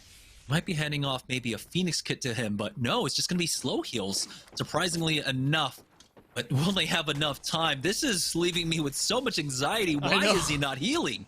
I'm so stressed out watching this, and I'm sure they are as well, because the stakes are incredibly high down there. And you're going to be sticking around for the long haul. No way out for Stick Drift OP, with the ring continuing to pull to you with more squads that will want your spot. ZLB, one of those who may very well be valking over the wall, but an interesting portal to take them into the train tunnel. Gives them another angle to get inside this ring, and actually some very nice staying power if we consider the fact that teams from above won't be able to harass them. Northern Forces forced to defend their building once again. It's Eclectic. Ended up giving up that spot to ZLB and use that Valkyrie ultimate to get in. Eclectic taking a lot of damage here. Northern Forces with another great fight in just a moment. Taking that port in. We'll see, though, if Lox can try to keep his team alive. He's been tagged down low. Sang will go down next. Now he's the only one up. Northern Forces picking up so many kills in this game. Bro, what is going on with Northern Forces, by the way? That's 3 squad wipes that they've been party to at this point, or rather, one more, perhaps making it a 4th if they can finish off this squad. Defensive bombardment does come down, as does the bubble, letting them know this fight isn't over yet. Eclectic are still surviving, but an excellently placed Arcstar gives you a little bit more time. In come the wingmen, however, and they are going to make short work of an already crippled squad on the low ground. Now having to face off against Northern Forces, the reset doesn't have to come in. They didn't take any damage, but make no mistake, Stunny is on his ones, watching to make sure that his teammates don't get pushed. Yeah, they were able to work their way in the mid-game up to those purples, leaving themselves a much better spot to try and fight for this, but not ready to push quite yet. They need to go for the resets now, as they got tagged from the squads that ended up taking away their position just off to their east. Northern Forces, will they be able to basically match up against Wingman Season right now? Wingman Season, remember, they ended up going down early on in game number 4. They are basically pretty high up in the leaderboard, but they still need standout performance here to keep things alive. Ooh, Zednim taking a lot of damage. The poke coming out from the choke just to their east. These angles are nasty. They are punishing, and Wingman Season are not giving an inch with the ordinances that they keep hurling in. An interesting cancel on the Valkyrie ultimate there. Likely a missed channel. As Wingman Season don't quite want to reposition yet. They've got a nice spot inside of the ring and just have to hold out against Northern Forces, which is much better than having to fight against multiple folks. And come the underdogs, though, and let's see if Northern Forces can hold off now 2 squads. Oh, this might be huge. If Wingman Season, note that there is going to be a trade, then they can go in for that third party. But you can see Northern Forces have been backed up into this corner right now, as basically their building is gone. Cheesy getting cracked there. Northern Forces on the ropes, pushing out is Proficiency to buy a little bit of space, but over on the thermal side, we have a big fight breaking out. A Stick Drift OP trying their best to back away from this one. Huge pile up, 3-4 squads in the area. Flux gets a knock onto Adu. Now CCE playing off the top of Jungle Gyms. They're going to be safe from this defensive bombardment. The bubble down, ready to drop down if they needed to, and it looks like they will go ahead do that, but they drop down into a thermite, taking some damage. Weta gets knocked down here. A CCE only trading away knocks here, haven't gotten a full thirst quite yet. They need the armor swaps. Flux goes down. CCE end up losing out, unfortunately. Alter Ego might not be able to get out of here. There's a genuine chance that this death box ends up being the thing that kills them. We'll find out during the next ring close, because right now we got to keep our eye on tripods. We're in a 3v3 right outside there. Make that a 3 versus 2 and a 2 versus 2, as ultimately Deeds ends up getting knocked. With Sushi on the other side going down, it's up to Flinzar and Exo, who is finally healed up to hold this down. Really unfortunate. They're just down to slow heals. You can see Flinzar slowly hitting at those cells, allowing the other squads to basically recoup their losses at this point. As Northern Forces end up with another +3 Wingman season. Are they there to try and punish them? Luda has gone down for the tripod side as well. Stick Drift OP trying their best to conserve their meds, playing off of this res. Flinzar could go for that bubble res, but he's holding on to it throughout all of this. 20 seconds left to go, and that's what they were waiting for, that timing. So they'll have that bubble ready for that rotate as well. The Phoenix kit getting popped now by Sushi, but you can see they were able to make it out from behind those death boxes there, stuck inside Alter Ego, pushing out now as the re-knock comes down onto Sushi. Exo is the only one up, but his vision is impaired. He will not be able to survive. Alter Ego finish off Stick Drift OP. Remember, this was a squad that was whittled down to one member that was just barely holding on to life, that now have come back in full force. We've got a split call by Wingman Season. They're going to end up tanking some zone as Zednim doesn't make it back to the team in time. It's a split convergence into the ring, but everybody else behind them has completely forgotten that the ring is coming. Northern Forces are desperately trying to make it in with Zednim right ahead of you. Are you going to be able to take this? Almost no shields on North Proficiency. Make it absolutely none, but he does take the 1v1 up against Zednim, finding that knock, likely finding this kill, and sending us with Wingman Season down another. Oh boy, Northern Force is still alive. As you can see, Wingman Season stuck on the low. Defensive bombardment has gone down. Team Sheesh right above them as well. Do they know that they're underneath them? And Black Hole comes in along with the nade spam. A prize somehow survives throughout all of this. But here come the rest of the forces. Sheesh trying their best to hold on. Nice Wig throwing down that defensive bombardment to try and buy a little bit of space for that squad to back away. Most hated now pushing up as they need to delay because of this defensive bombardment. Bought enough time for Team Sheesh to go for that full reset here. You can see so many teams stacked on top of each other off the platform now, as Most Hated having to deal with the squad behind them right now, as it looks like they're dealing with it pretty well. MJ getting the knock and the thirst onto Monty, finishing off ZLB. Now they have so much ground to work with this entire platform here, as we're now down to our final 4 squads. It's very similar to what we had in game number 1. It's going to be a 3v3v2v1 to finish things out. But as I say that, Wingman Season get knocked out. Team Sheesh now losing out on some ground, though, as we have Most Hated pushing up. This is rough, but it's not, you're not out of the woods yet, as Team Sheesh. Most Hated have been a thorn in the side of so many squads today, but if Timmy can round this corner, can find a nice knock, things could change very quickly. Preparing these shield swaps is going to be crucial, and Sheesh ultimately do whittle us down just that little bit further. Most Hated end up losing out on 1, and now it is Sheesh that is in the driver's seat. They are the only 3 men left in this lobby. It's a 3v2v1 right now. Most Hated down to a duo. We'll see Nick Merckx, can he secure second place? Maybe even the win if things go awry for Team Sheesh here. Ultimate Excel is getting popped quickly here for Nicewig. Does he have a third one to utilize? Nick Merckx has been spotted out by Mar. And MJ give up the position. Nick Merckx, that kill, who's it gonna go over to? He's doing his best to survive, and he's on the character that can definitely do it. On that Valkyrie, getting peeked once again, and he's trying desperately just to survive throughout all of this. No one forcing the issue quite yet. It is Prize that comes in to get that last kill. It's a 3v2 to finish things out. Team Sheesh coming alive here in the second half. Big connect on to that last member, MJ. I think Mars the only one remaining here. Team Sheesh get the victory here in game number 5. The wingman shot out of the sky really does send it home. This is that mechanical prowess that we know this team brings, and they managed to make it work from what looked like an impossible scenario in the end game. What an impressive performance from Team Sheesh, but we have got to talk about Most Hated as well, because their performance was equally as stunning, if not more so. As well, I mean, Northern Forces, they were, I believe, our frag leaders throughout the most of the game. They had, what, 3-4 team fight wins throughout that early and mid game, so we'll see if that's a big resurgence for them. But what a game. I mean, this was the fastest paced game that we've had so far across the last 5 that we've played. And it felt like so much of it happened in the middle of nowhere as well. We were down south of Thermal Station for almost the entirety of that game. We got a look at tree, but it really didn't matter. It was just squads converging on this choke point outside of Thermal and coming down to the wire, really, as third parties were the name of the game for a lot of the kills that were picked up.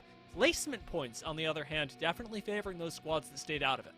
All right, so congratulations to Team Sheesh getting a well-earned victory here in game number 5. Will that be enough to really put them in the running for a top finish here today? Well, you're gonna have to wait. We have one last game here for the ALGS Challenger Circuit week number 3. You're not gonna want to miss the conclusion of today's matches. So don't go anywhere, guys. We'll be right back right after this break.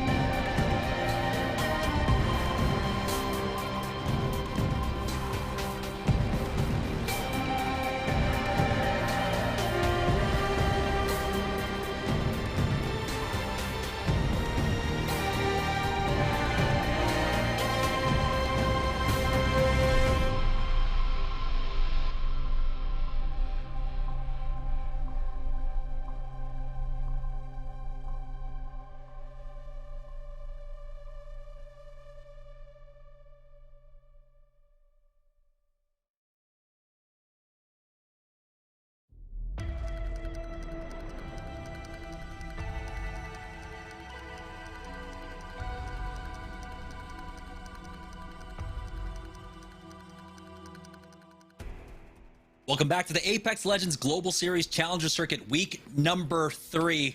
We're about to head into the final game of the day. But before that, let's talk about game number 5. Team Sheesh, despite, taking 2 second places so far today, they finally get their first win. And it is well-deserved, being able to outmaneuver just off to the south of where all the big fighting was happening, out where Most Hated were dominating the lobby. The turnaround from Team Sheesh was swift and decisive, turning a 3v3 into a 3v2 with no questions asked. But it was a long and difficult road to get there for every squad involved. Every squad except for Most Hated, who started off the game there. This was one of the teams that unfortunately didn't make it into our final circle, but Northern Forces dominated this end of Thermal. They were fragging out with extremely clean fights. So many teams ended up contesting them. Basically, those 2 buildings there ultimately, though, were not able to make that last rotate in, with so many teams still plugging up on the eastern side. CCE, the other pileup on the north side of Thermal Station, involved in that. A Stick Drift OP eventually went down here as well. Alter Ego pushing in for this one. Nice recovery from Alter Ego as well. I don't think we've talked about enough the fact that they barely made it into today, but have already made themselves, if not a favorite, definitely a squad to keep your eyes on. Sheesh's finality here was excellent, as the Wingman PK did seal the deal out from the sky. It is crazy to keep seeing them connect on those, and with a well-deserved 20-point game, they should be rocketing themselves up in the leaderboard. Yeah, that's right. We said before, they got 2 second-place finishes today so far, 2 of them over on Stormpoint, and now this is their best finish so far. 1 more game left to go. Will this be enough for Sheesh to drive it home in the final stretch? Most Hated is going to make it difficult here, along with Tripods, a 3rd-place finish along with 3 kills. Nick Merckx doing a great job ratting that out for his squad. Crazy to see. And now that we're taking a look at the top 10, it's wild to see the turnaround as well. Sheesh, Tripods, and Wingman season from bottom 10 to top 10 in the course of a game. But we don't just have the single leaderboards here. We've got the total leaderboards for the day from all 5 games. Who is in the best position to clinch it out during Game 6? The top is pretty darn close. And no surprise, Wingman season find themselves up top with some consistent finishes, along with that big 30-point game that they put down early on. But it wasn't enough. This lead ended up getting cut into, especially when we made that swap on over, not having the greatest of first games on World's Edge. But they're still in the lead, 57 points right now. Most Hated right behind them at 50. With that win and the rat finish coming out from Nick Merckx, you got Tripods and Sheesh just behind them. 3 points, or well, 2 points separating our 2nd through 4th place teams. I'm still sitting here going, like adjusting my glasses, going, surely this can't be happening. Most Hated in 2nd right now for their very first performance is incredible. Have no doubt in your mind that to be placed among Wingman season, Tripods, and Sheesh, to be right in the middle of those squads is insane. With Alter Ego and Guppies doing much the same, albeit Alter Ego having a day previous of play, but Guppies definitely impressing as well. To be top 10 is going to get you a lot of points in the Challenger Circuit overall, because this isn't even the entire Challenger Circuit. This is finals. You're getting so much value for being here, and for being in top 10 even more. Yeah, for Most Hated, it's just their ability to frag. They've been able to find some fights almost every single game. There hasn't been a game, I believe, for them where they weren't able to put on points. And so it's their ability to be able to find those fights on the edges like they did on Stormpoint as well. And here we saw how well they were able to finish out. It was just not being able to finish that game off. That one little mistake when you just peek too long up against a prize. That's something you definitely learn from. Yeah, won't be doing that again. Hopefully they'll be able to avoid a situation like that. But as you mentioned, their fragging ability definitely comes from the fact that Most Hated are so good at avoiding people's attention. They live up to the name Most Hated by being just that pest in your side that is participating in almost every fight across the map, that is constantly coming in for the cleanup. Let's take a look, of course, at the last couple teams, as Stick Drift OP are coming in just outside of the top 10, 26 points, and ZLB right behind them. And the big surprise here, I think, overall so far after the 5 games, that TPM find themselves in 19th place right now. You have to imagine with their performance from last week, they're definitely disappointed so far. You got to imagine they should have been able to get so much further. We'll see. Game number 6, maybe that's the redemption game for them. Yeah, it's definitely not an on day for this squad, but they've made it here before, and I'm sure that we'll see them again. It feels sort of weird to be saying it now at this point in the season, but I always think of TPM as a really good Bloodhound team. And hey, it is Game 6. You are just at 7 points for the day. If you want to try and turn it around, see what isn't working, maybe just whip it out, because I remember them as being able to take some incredible fights when they do have that extra bit of data that no one else is running right now. One of the things I think can at least fall back on is that this is 3 great performances, 3 finals, I believe, show up for TPM. So that basically guarantees you a spot in the last chance qualifiers. Remember, only the top 22 teams, after all is said and done, after our 4 weeks of games are over, will be securing a spot in the last chance qualifiers. More importantly, for our top teams right now, it's about avoiding the lower bracket of the last chance qualifiers. TPM, with this performance today, even though they end up right now currently in 19th place, there's still a good chance that they end up in the upper bracket. Yeah, they could jump a few spots, right? We could see that happen, and like you talked about, that consistency and being able to show up in the finals is what's most important. They're one of our 5 squads today that have actually managed to be in every single one of the Challenger Circuit finals during Split 2 so far. Asteria, Redeem, TPM, Wingman Season, and Money Miners are your 5 that simply do not quit, that are always here on Mondays, that I'm expecting to see next Monday.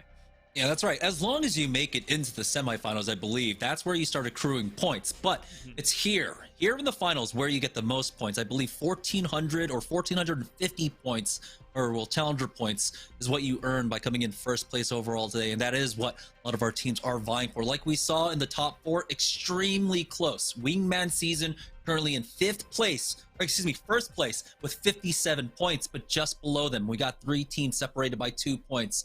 Only 50 to 48 points. So it's extremely close. It's anyone's game to try and get that big, huge boon in that first place position, getting those points, secure your spot into the upper bracket of the last chance qualifiers. Now, I know Redeem are chomping at the bit as well, because they came into today publicly stating that they want this to be their leap into the lead. They've been tied with TPM at the top, but to be able to get those extra couple points here to try and hold on to the first place against what looks like a devastating Wingman Season, Redeem are also going to need an incredible 6th game, and the pop-off just hasn't been there today. As much as we've seen small highlights from them, their 3v3s have fallen short.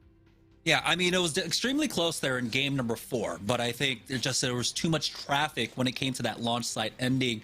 The northern pileup, when you have such a very southern pole, Redeem were not able to deal with it. They did a great job of disengaging when the fights got bad for them, but ultimately, when you have so many teams showing up, ended up falling there. Redeem only be able to get that redemption game in game number 6. Right now, though, with TPM falling short, there might be a chance where they do break that, but you have the new threats. Like you said, Wingman Season, one you have to worry about at this point. With another victory here, with back-to-back, if they can get back-to-back wins week after week, that would be absolutely massive. The momentum going into the 4th week. It would be super crazy, and that's what momentum is all about. Speaking of back-to-back wins, it's worth noting that we haven't had a team double up on wins today. Alter Ego, Wingman Season, Tripods, Asteria, and Sheesh, all eligible for that, as they've pulled out one of each of our 5 wins. But if you can take the double up on the wins, I'd say that's also a pretty large victory in and of itself, because being able to mitigate RNG to that level and actually be able to find yourself not 1, but 2 championship banners is going to be really big. We're going to find out whether any of them are able to do it, or whether we'll have a new champion, though, as we dive into Game 6 here, the final game of the day. One last game to close it all out. Our top 4 teams, not even separated by 10 points, so it's anyone's chance to come out in first place overall. Another drop path favoring the north side, and also the teams over on Lava City, Big Mod. As we're looking at EQ going back towards Lava City this time around. So they might have to contend with Tripods going into game number 6. I think they opted into it, honestly, because it's the hot zone. They didn't get a whole lot of loot for it last time, and they ended up being in the path of the tripods. But this time, they imagine that the rewards will be greater, and likely will be able to avoid the tripods as well, because zone isn't pulling us to the south. As much as it is what we could call a southern zone, Harvester staging allows a lot more room for tripods and Eclectic to separate. This one's going to be difficult for a lot of our squads. Again, you might want to think this might favor Harvester's side, but for a lot of our teams, they end up going on over towards that respawn beacon building in between Stage and Harvester. Right now, though, Team Sheesh looks like they didn't get the same kind of priority on their armors. Prize was able to pick up a purple at the very least, but now this 50-50 is taking place. Timmy is down there getting the shields, and this squad might note that it's a 2v3 for them. They're trying to push up, but they're still playing this one extremely cautiously, even allowing a Prize to hit up the bat the entire time. Nicewig now, though, going on the flank on the right side. Has to be careful. He's still sitting on that white armor, but here is Timmy with the blue. They've got the cross angle set up. Nicewig joining his teammates now on the left side. They're doing some decent damage, but bubbles have been forced out. Timmy forced back at the very least. The Prize getting pushed now, but he doesn't make the doorway quite yet. Somehow makes it behind cover. Team Sheesh, one of our top 4 squads, do not want to go down here early.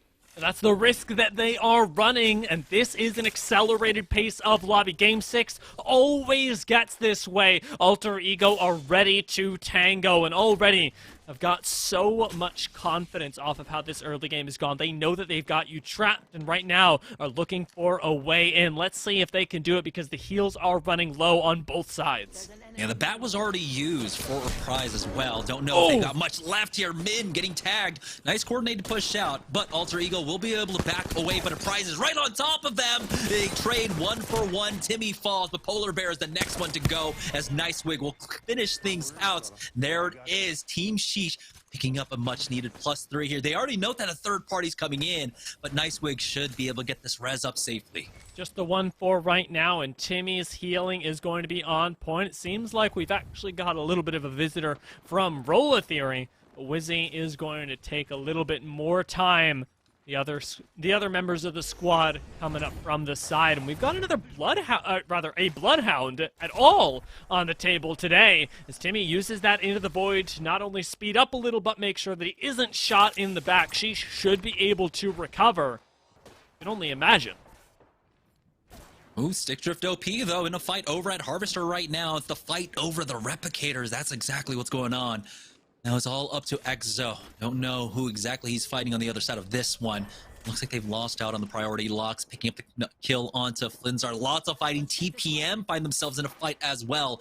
Underdogs have only lost out on one, but here's TPM coming in for the third party. A Nox gas grenade this early on, but does miss its mark just a bit as TPM run right past it. They're going to continue to make their way through on the western edge of Harvester here. The door is locked, and now they're just running and tanking through gas. They are desperately trying to get these kills. Like we said at the beginning, they're currently in 19th place, and I don't think we expected it. I don't think they expected it at all. I don't think the rest of the lobby expected it. They need to make up for 5 rounds of just not finding anything at all. Well, my question is, can they find this caustic? That is a crazy series of events that leads us to the point where TPM are suddenly lost with no trail again, finding themselves wanting a Bloodhound, but it's not going to happen this time. With Olsey scaling the side here, TPM may be lucky just to escape with their lives, because they've got Asteria on their tails. Ooh, Arcstar just missing there, hitting the ledge as Asteria will go ahead and back away as Drago turns his back. He gets tagged behind. Gonna try and hit that Phoenix kit, but he needs to make it to the other side of that bubble. There we go. Be careful when you throw that one down on an incline, as you leave yourself vulnerable to the bottom half. A lot of fighting now over here at Harvester as IRL end up showing up as well. A defensive bombardment going down. We'll see if they have a bubble to survive that, and they do. I've been getting that one down in time. Asteria making a second pass, though. TPM losing out on 2, it seems. And they are eliminated, getting only 2 points in this round. Well, now we know IRL are on the warpath, and Asteria know it as well. An excellent stick comes back, evening up the fight, maybe even pushing it in Asteria's favor, as IRL are forced to reset. The caustic gas ticking away. IRL are now ready for this push. Another Arcstar comes out, but with them already having found one knock, they've got the confidence to go for the last two. Ivan is on single-digit HP, and we've still got a Valkyrie up. IRL are getting turned around upon, and Asteria dismantle them. One big Arcstar, that's all it took to turn around the fight, taking away almost all of their shields there. Drago gonna get rezzed up, and they're gonna go ahead and toss over that gold armor. I thought they were just gonna hit the syringes, but Asteria somehow survived that, what was it, 3-4 team affair. Another team ending up showing up here, but it seemed like they will give them respect. They're not gonna push them around all this. We are once again down to 15 squads so early on. Last time all the fighting took place at Thermal. This time it's over at Harvester. Yeah, this is crazy. This is unprecedented pacing for a lobby like this. With the Money Miners holding the high ground, things are going to get pretty dicey up in Harvester. But CCE Uchinix on a high ground of their own, outside of the very same territory that you identified as being high priority for all these teams at the start of the game, they're going to end up dropping down and trying to make sure that they save their lives, that they keep themselves from being a target by playing the low ground inside of staging. If they could have held that the train yard up top, that would have been huge for them. But Wingman Season is the squad that wants to play this. I mean, if there's any squad that I'm looking to be able to make that macro call, to be able to make the call on the zone for that last zone, I'm going to be looking at Wingman Season. So they want to try and play this. The thing is, they're not going to move for that fence line early on. They need to make sure that their back is clear, and you cannot do it from the fence line. You have to do it from up here first. So I love that they're backing away. They're just keeping an eye down there just in case they can pick up a few kill points for themselves. Yeah, you can tell that these guys watch comp as well. They're not just popular streamers. They pay attention to the competitive meta. NRG love playing in that building whenever second zone does pull over towards staging. In this particular case, should net them a nice bit of safety. With Eclectic ditching inside of Lava Siphon, their reposition is not going to be easy, though they do have that Valkyrie. Going over towards Harvester, being forced to rotate through that could very well kill you at this point in the game. I could have been wrong, but I might have seen Eclectic very early on taking out Luda. But I think Tripods might have been able to get the recovery as well, and they've survived throughout all of this. Eclectic now making their way into the Harvester side. You can see the pileup of teams trying to hold down that western edge of this zone. You've even got Redeem currently inside of staging, playing inside the safer spot to try and hold. You're not going to find much action. It's going to be difficult to try and poke out and upgrade your armors from that office area, but it's extremely safe. It means they need to win. If Redeem are taking this safety over anything else, they are playing for that end game and the end game alone. We've got to hope that they're able to hold out down there if they want to retain their first place spot inside of Challenger Circuit, because at the moment, Wingman Season are coming for them. Roller Theory pulling out the Bangalore and the Bloodhound in our final game. Definitely switching things up, hopefully for the better, as they've also struggled today. The heals are running a bit low, but inside of this next ring, they've just got to get inside a landslide, and then everything will be okay, right? Oh boy, extremely close there for Z Davis, almost going down. Luckily for him, that port that he was able to place was well within reach for him to get back, even using the Q to rejoin his squad. They took out 2 members of CCE, unfortunately not able to get the third because of the presence of Wingman Season right up top. And that's why the positioning is so important for Wingman Season, to be able to play so far back as well. Being able to defend your back from that high ground is going to be so much easier than trying to play the fence line. As you can see, another team is showing up from the northern side of the train tracks. But throughout all of this, they get some free loot that C. Davis put in all the work for. Unfortunately, he's not going to be able to recover any of that. The inner nerds are thinking about making their move. They've spotted you out on the low ground, and it'd be real nice to win either of these fights and be able to hit up the beacon that otherwise is going to be in control of Wingman Season. Inner Nerd are going to be able to farm up their shields as well, especially if Paxson keeps laying in shots like that. This charge rifle is pretty nasty, but in the hands of Paxson, it's something else. He's got plenty of shots left in it as well. We'll see if they have a swap off for him. That's going to be the important thing. Once you do get those Evo shields, making sure you've got that semi-auto or auto weapon ready to go for the mid-range fights. As we take a look at most hated right now, or game 5, second place finishers here. They've got tripods on the other side of this one, playing off the train platform on the low ground there. Most hated might go ahead and sweep around, but if they do, they end up running into wingman season, so they have to be careful in how they play this spot. It's another excellent place for living up to their name, though, because you think about it, and pushing that spot yields you no reward, but having to run underneath it, nearly impossible. Very annoying place for most hated to be sitting right now, and Guppies, they may just be pretty darn hated as well. They've been spotted out, however, by a Bloodhound, and with the Bangalore smoke coming in, they're all of a sudden upriver without a paddle, lost completely in the darkness, and Roller Theory are absolutely not. They've got the scans, they've got the beams as Wizzy starts popping off. Yep, Nade covering off one door, forcing them back even further. Roller Theory have already made their way inside of Snake. Not ready to push quite yet. He does have another scan for Amaze. They haven't gone a knock quite yet, and it looks like they'll be happy with just this position, and with the Beast in the Hunt running out, they only have one final scan. So they at least make it downhill, which is the big threatening part at the very least. So a lot of utility going in, but we are here in round number 3. Action will slow down. They should be able to buy enough time for another Beast the Hunt if they want to try and make another push onto this squad. They need just this last curve of the S. Right now, Roller Theory barely in ring. You want to give yourself just that little bit of wiggle room. Hey, we talked about this earlier. It's a good time to check in with it. Tripods are back as a full 3-man, although I say that, and we may see them gone soon as Luda pops into the void to try and survive. Yeah, Redeem. Just being a thorn on their side, quite literally. Ooh. There is Deeds. Almost got that knock on the player that was trying to save. I believe, who ended up going down there. Tripods, got to be careful in this position because they can be peeked from so many sides. Yeah, Pax ends up going down. That's the secured thirst, but Deeds might get punished for it. He is cracked, needs a quick armor swap or a heal at the very least. Tripods, let's go ahead and back away, back towards Deeds. Keep him alive. They're in a decent spot for the late game, and they've picked up the kill points too.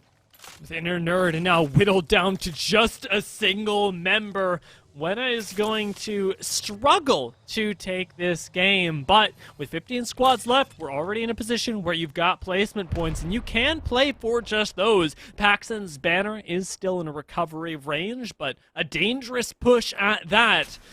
We're likely going to see Inner Nerd leaving us as a rat, just not quite yet. ZLB, on the other hand, making their way through the tunnel, have got to reposition rather quickly because this isn't inside of zone. This next ring is going to hurt a lot. What an awkward rotation path coming out from Team Sheesh. We know that they started off over at Countdown, and because of the 50-50 they took, they had to play this one hard edge. They needed to find secondary loot along the way, so it looks like they pathed their way on over towards the fragment side to pick anything up if they could. And now they have to deal with ZLB in their way. ZLB actually giving up a lot of ground, and they're going to run into Team Tripods in just a moment. Ew. And oh boy, this is not a sandwich you want to be a part of. Tripods getting some decent early damage off, but Deeds has been brought down low. Peek out from Luda as he gets the crack with the PK. He's going to give chase with that R301. Playing off the corners there, forcing out the bubble at the very least. He turns around and realizes that not all 3 members are here. Nick Merckx needs some time to heal up, and he's slow healing throughout all of this, as they're buying time inside of that bubble. Deeds should be able to push up. Luda's just sliding past one, getting some great damage off. Nick Merckx gets the knock, and that's ZLB knocked out. Will Team Sheesh show up for the third party? Looks like Tripods will be able to get a clean reset on this fight. Huge props to Luda for being able to decimate that line of scrimmage, but they are not out of the fire just yet. Tripods still have to fight through Gas Station Gaming, who attempting to gatekeep them. Have an excellent spot to do so. No way out through the back here. You cannot exit through the back of Landslide. If Gas Station Gaming can keep this spot held down, they are going to have an easy 3KP fed into them. Also, take a look at the ring pull. It is pulling up towards them as well off of this choke. So this is the only back that they have to worry about. I like that they did send Icy back just to make sure that they're keeping an eye and keeping presence on the outside of all of this. Rambo, along with Jet, will be the front line here. As, see, they're still backed up all the way over there is Team Tripods right now. Their only option is to go through Gas Station Gaming. Ooh, we got a bubble coming in as well. Tripods recognizing that whatever space they want, they had better take it now because they need that bubble cooldown up again to claim a little bit more. Gas Station Gaming get broken though, and now push is available. Tripods playing this safe still, respecting the fact that they are being gate kept and don't want to overextend on an off angle. Do just send Nick Mercs outside, and with a height taken by what I believe to be Rambo, we've got a contest going on. Nick Mercs takes the 1v1 and ends up winning it, taking down Jet on this Loba. Now with Rambo coming up, eating a bunch of shots, Nick Mercs ends up finishing the deed with that very last Mastiff shot, and now opening up from the high ground. Incredible performance from Nick Mercs. We got one from Luda. We get one from him. It is Tripod season. Now we do have Wingman Season showing up for the third party, though. We saw Luda getting picked up throughout all of that quick reset out from Team Tripod, and Wingman Season will only be able to pick up the loot. Maybe play out this position. We'll see if they can try and turn the screws onto Team Tripod, but with the defensive bombardment going down, there's going to be no opportunity. Team Sheesh going right on top of them, though, as a prize drops onto Nick Mercs, taking him out. Drop down onto the low. Nick Nicewig has to be careful here. I don't know if they know that Wingman Season is just off to their west, and so they're going to play this one conservatively. They're not going to chase after this thirst and just be happy with this height. But we have three of our lobby leaders currently now here stacked on top of each other. Wingman Season, Sheesh, Team Tripod, all here. What a thermite. And only one of these teams can walk away with the victory today. What a crazy place to have this fight in the tunnel, no less. Sheesh are still keeping themselves nice and topped up, but forcing a bubble is massive. Zednim on this low ground has the Kraber in hand as well. A single knock from that would spell decimation for the squads in front. Wingman Season could secure their first place here and now with a nice bit of KP. We're in our top 9. And with Stunny putting pressure down on the high ground with Zednim assisting, this is looking like a Wingman Season angle. Oh, we have some great nades coming in. Timmy gets taken out. Stunny with a great burst down. Do they have a bubble? Do they go for this res here? Are there any more nades for Wingman Season? Fortunately, they cannot push up the presence of Tripods just on the other side as the third party in this fight. And now time is running out for all three of our teams. Stunny going for another peek, but he gets challenged and he gets taken down low. Wingman Season can no longer fight for this. They need to work another way on in. With two massive teams ahead of them, they cannot fight for this. And we do get note CCE has been knocked out along with Team Redeemer, down to 7 squads remaining. 3 of them stacked on top of each other right here. Zednim starting to back away with that Wingman Kraber combo. It's going to run to another full 3-man just ahead of him. It's a smarter push, though, not having to go through these 2 squads that both are gatekeeping. Instead, playing out in the open. They've got a rock for cover off to their east. And Wingman Season are going to get that much closer to ring seemingly for free. Money Miners have some low ground, and interestingly enough, most hated are opting back up into the height. Are they going to lose one on the way? You can't leave yourself stuck in that animation. One knock going on over towards the Wingman Season, but this is the fight that we're looking forward to, is Tripods versus Sheesh. There have been so many traded knocks here as a prize tries to go for that peak, but he gets instantly beamed down. The bubble out from Nicewig as they jump on top of them. Nick Mercs gets the knock onto Timmy. Luda is answered back for his prize, picks that one up. That's going to be a 2-piece for him. Nick Mercs clutches up in the last moment now as we join on board with Wingman Season looking to finish off this squad. They do get that thirst onto base, and most hated are now knocked out. 4 squads remaining. Tripods, have they been able to recover here? Wingman Season, will they get a second win tonight? Money Miners may be able to pull this out as well. Things are so scary for all these teams. But with Wingman Season holding the height right now, they're the ones with the most control over the lobby. We gotta watch how they play this and who ends up pushing up on them. So I like the pings on the truck for the initial bit of cover, but they gotta recognize that their biggest threat aren't the teams inside of Harvester. It's instead the teams coming from Landslide. So many points of interest that they have to keep an eye on right now. Stunny clearing some barrels for himself at the very least. You can see Weta still ratting this one out. A top 4 finish for him.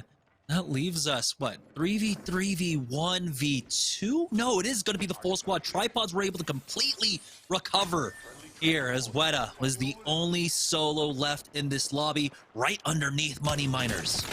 Inner Nerd Gaming have got to be proud of their Valkyrie for being able to keep them in the game for this long. Maybe even being able to play upset to the Money Miners game plan, because Money Miners do not know that this is happening, and they've got a lot of slow movers, a lot of important cooldowns that may just be wasted to try and keep themselves alive. We've got a portal going off in the distance, though. An excellent ding on this gas trap will end up leaving Reeds with a bit of pressure to walk up on, starting to tick away on the damage. You're able to force this squad back. Tripods not having an easy go with this.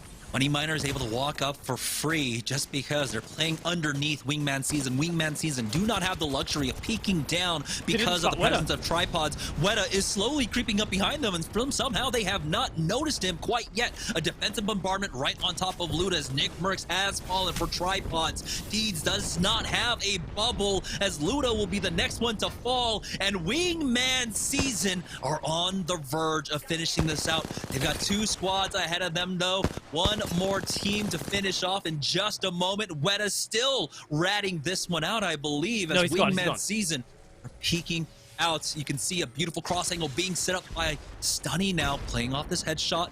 Again, things have slowed down as the bubbles have dissipated. Beautiful spray down from Noko to take out Aj.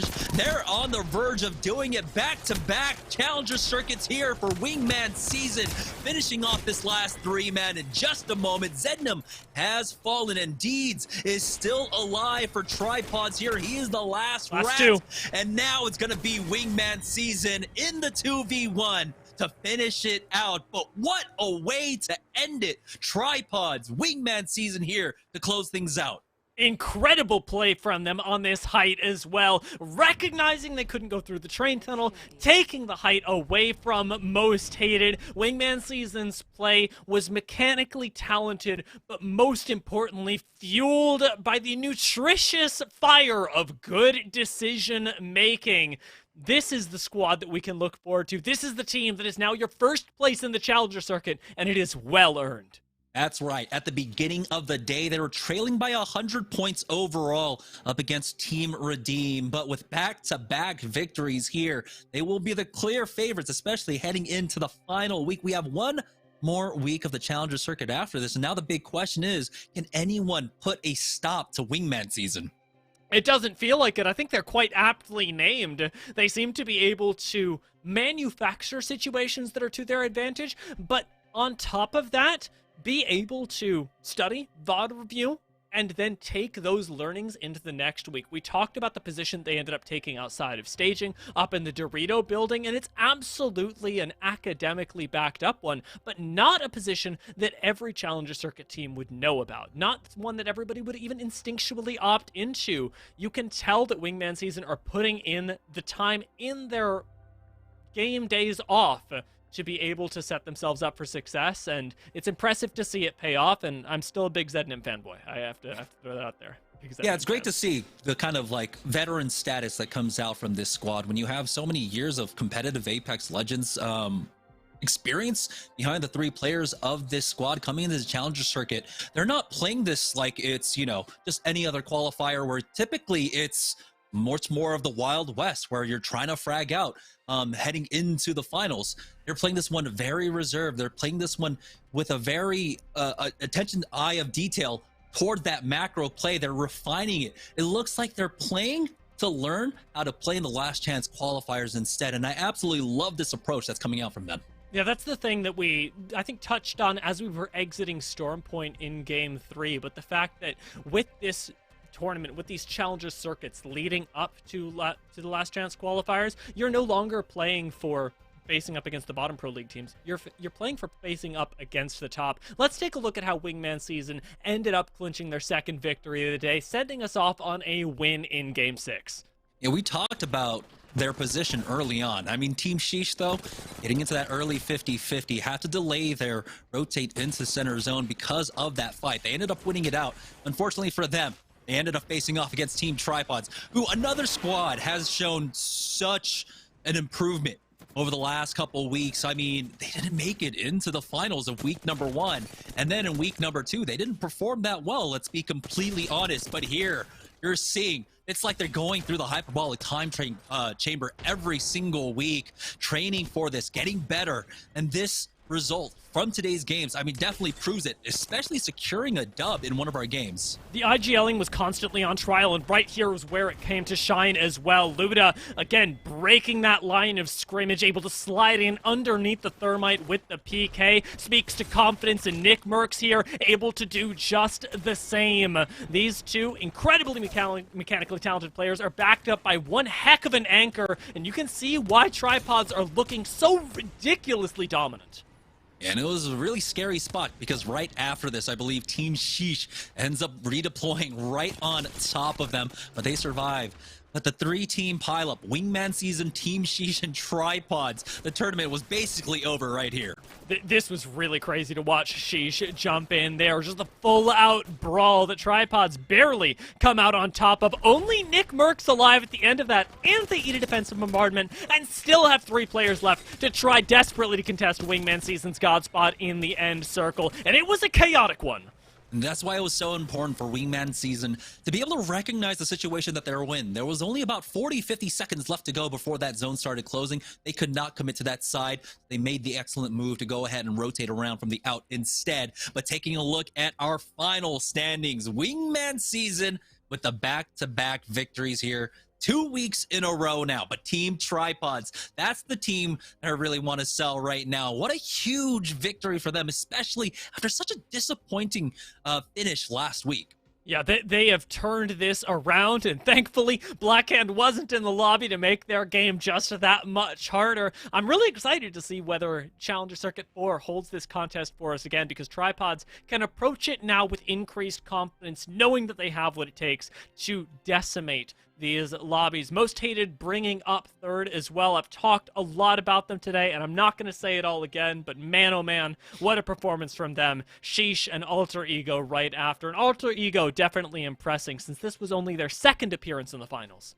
Yeah, but other notable names, Northern Forces finding themselves on the top half of the bracket, or top half of the leaderboard, 37 points overall. So, I mean, a lot of people would consider this probably disappointing, especially after their performance from last week, but still they're maintaining their consistency. A top 6 finish is definitely a good one, especially when you're in a lobby against Wingman Season, up against Tripods, up against Sheesh, who have absolute fragging power in the team fighting. And even their performance in game number 5, I think, has to be really admired for the tenacity they had in holding the position in that ring when, 4 or 5 teams ended up showing up so early on there. So Northern Forces, also a shout out to them.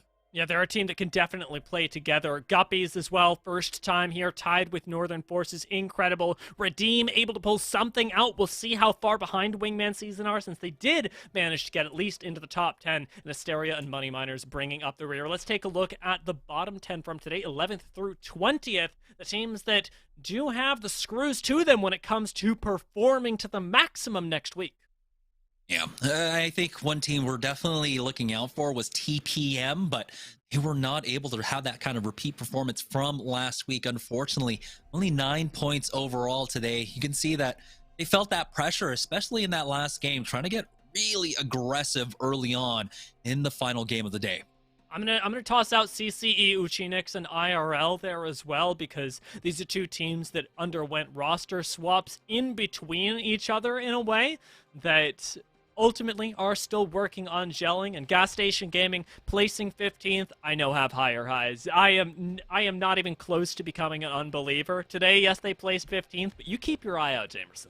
Yeah, things were definitely a little difficult here in this lobby, because I feel like a lot of teams were expecting maybe, hey, this is going to play out a lot like the qualifiers. If it plays center zone, that's going to be free.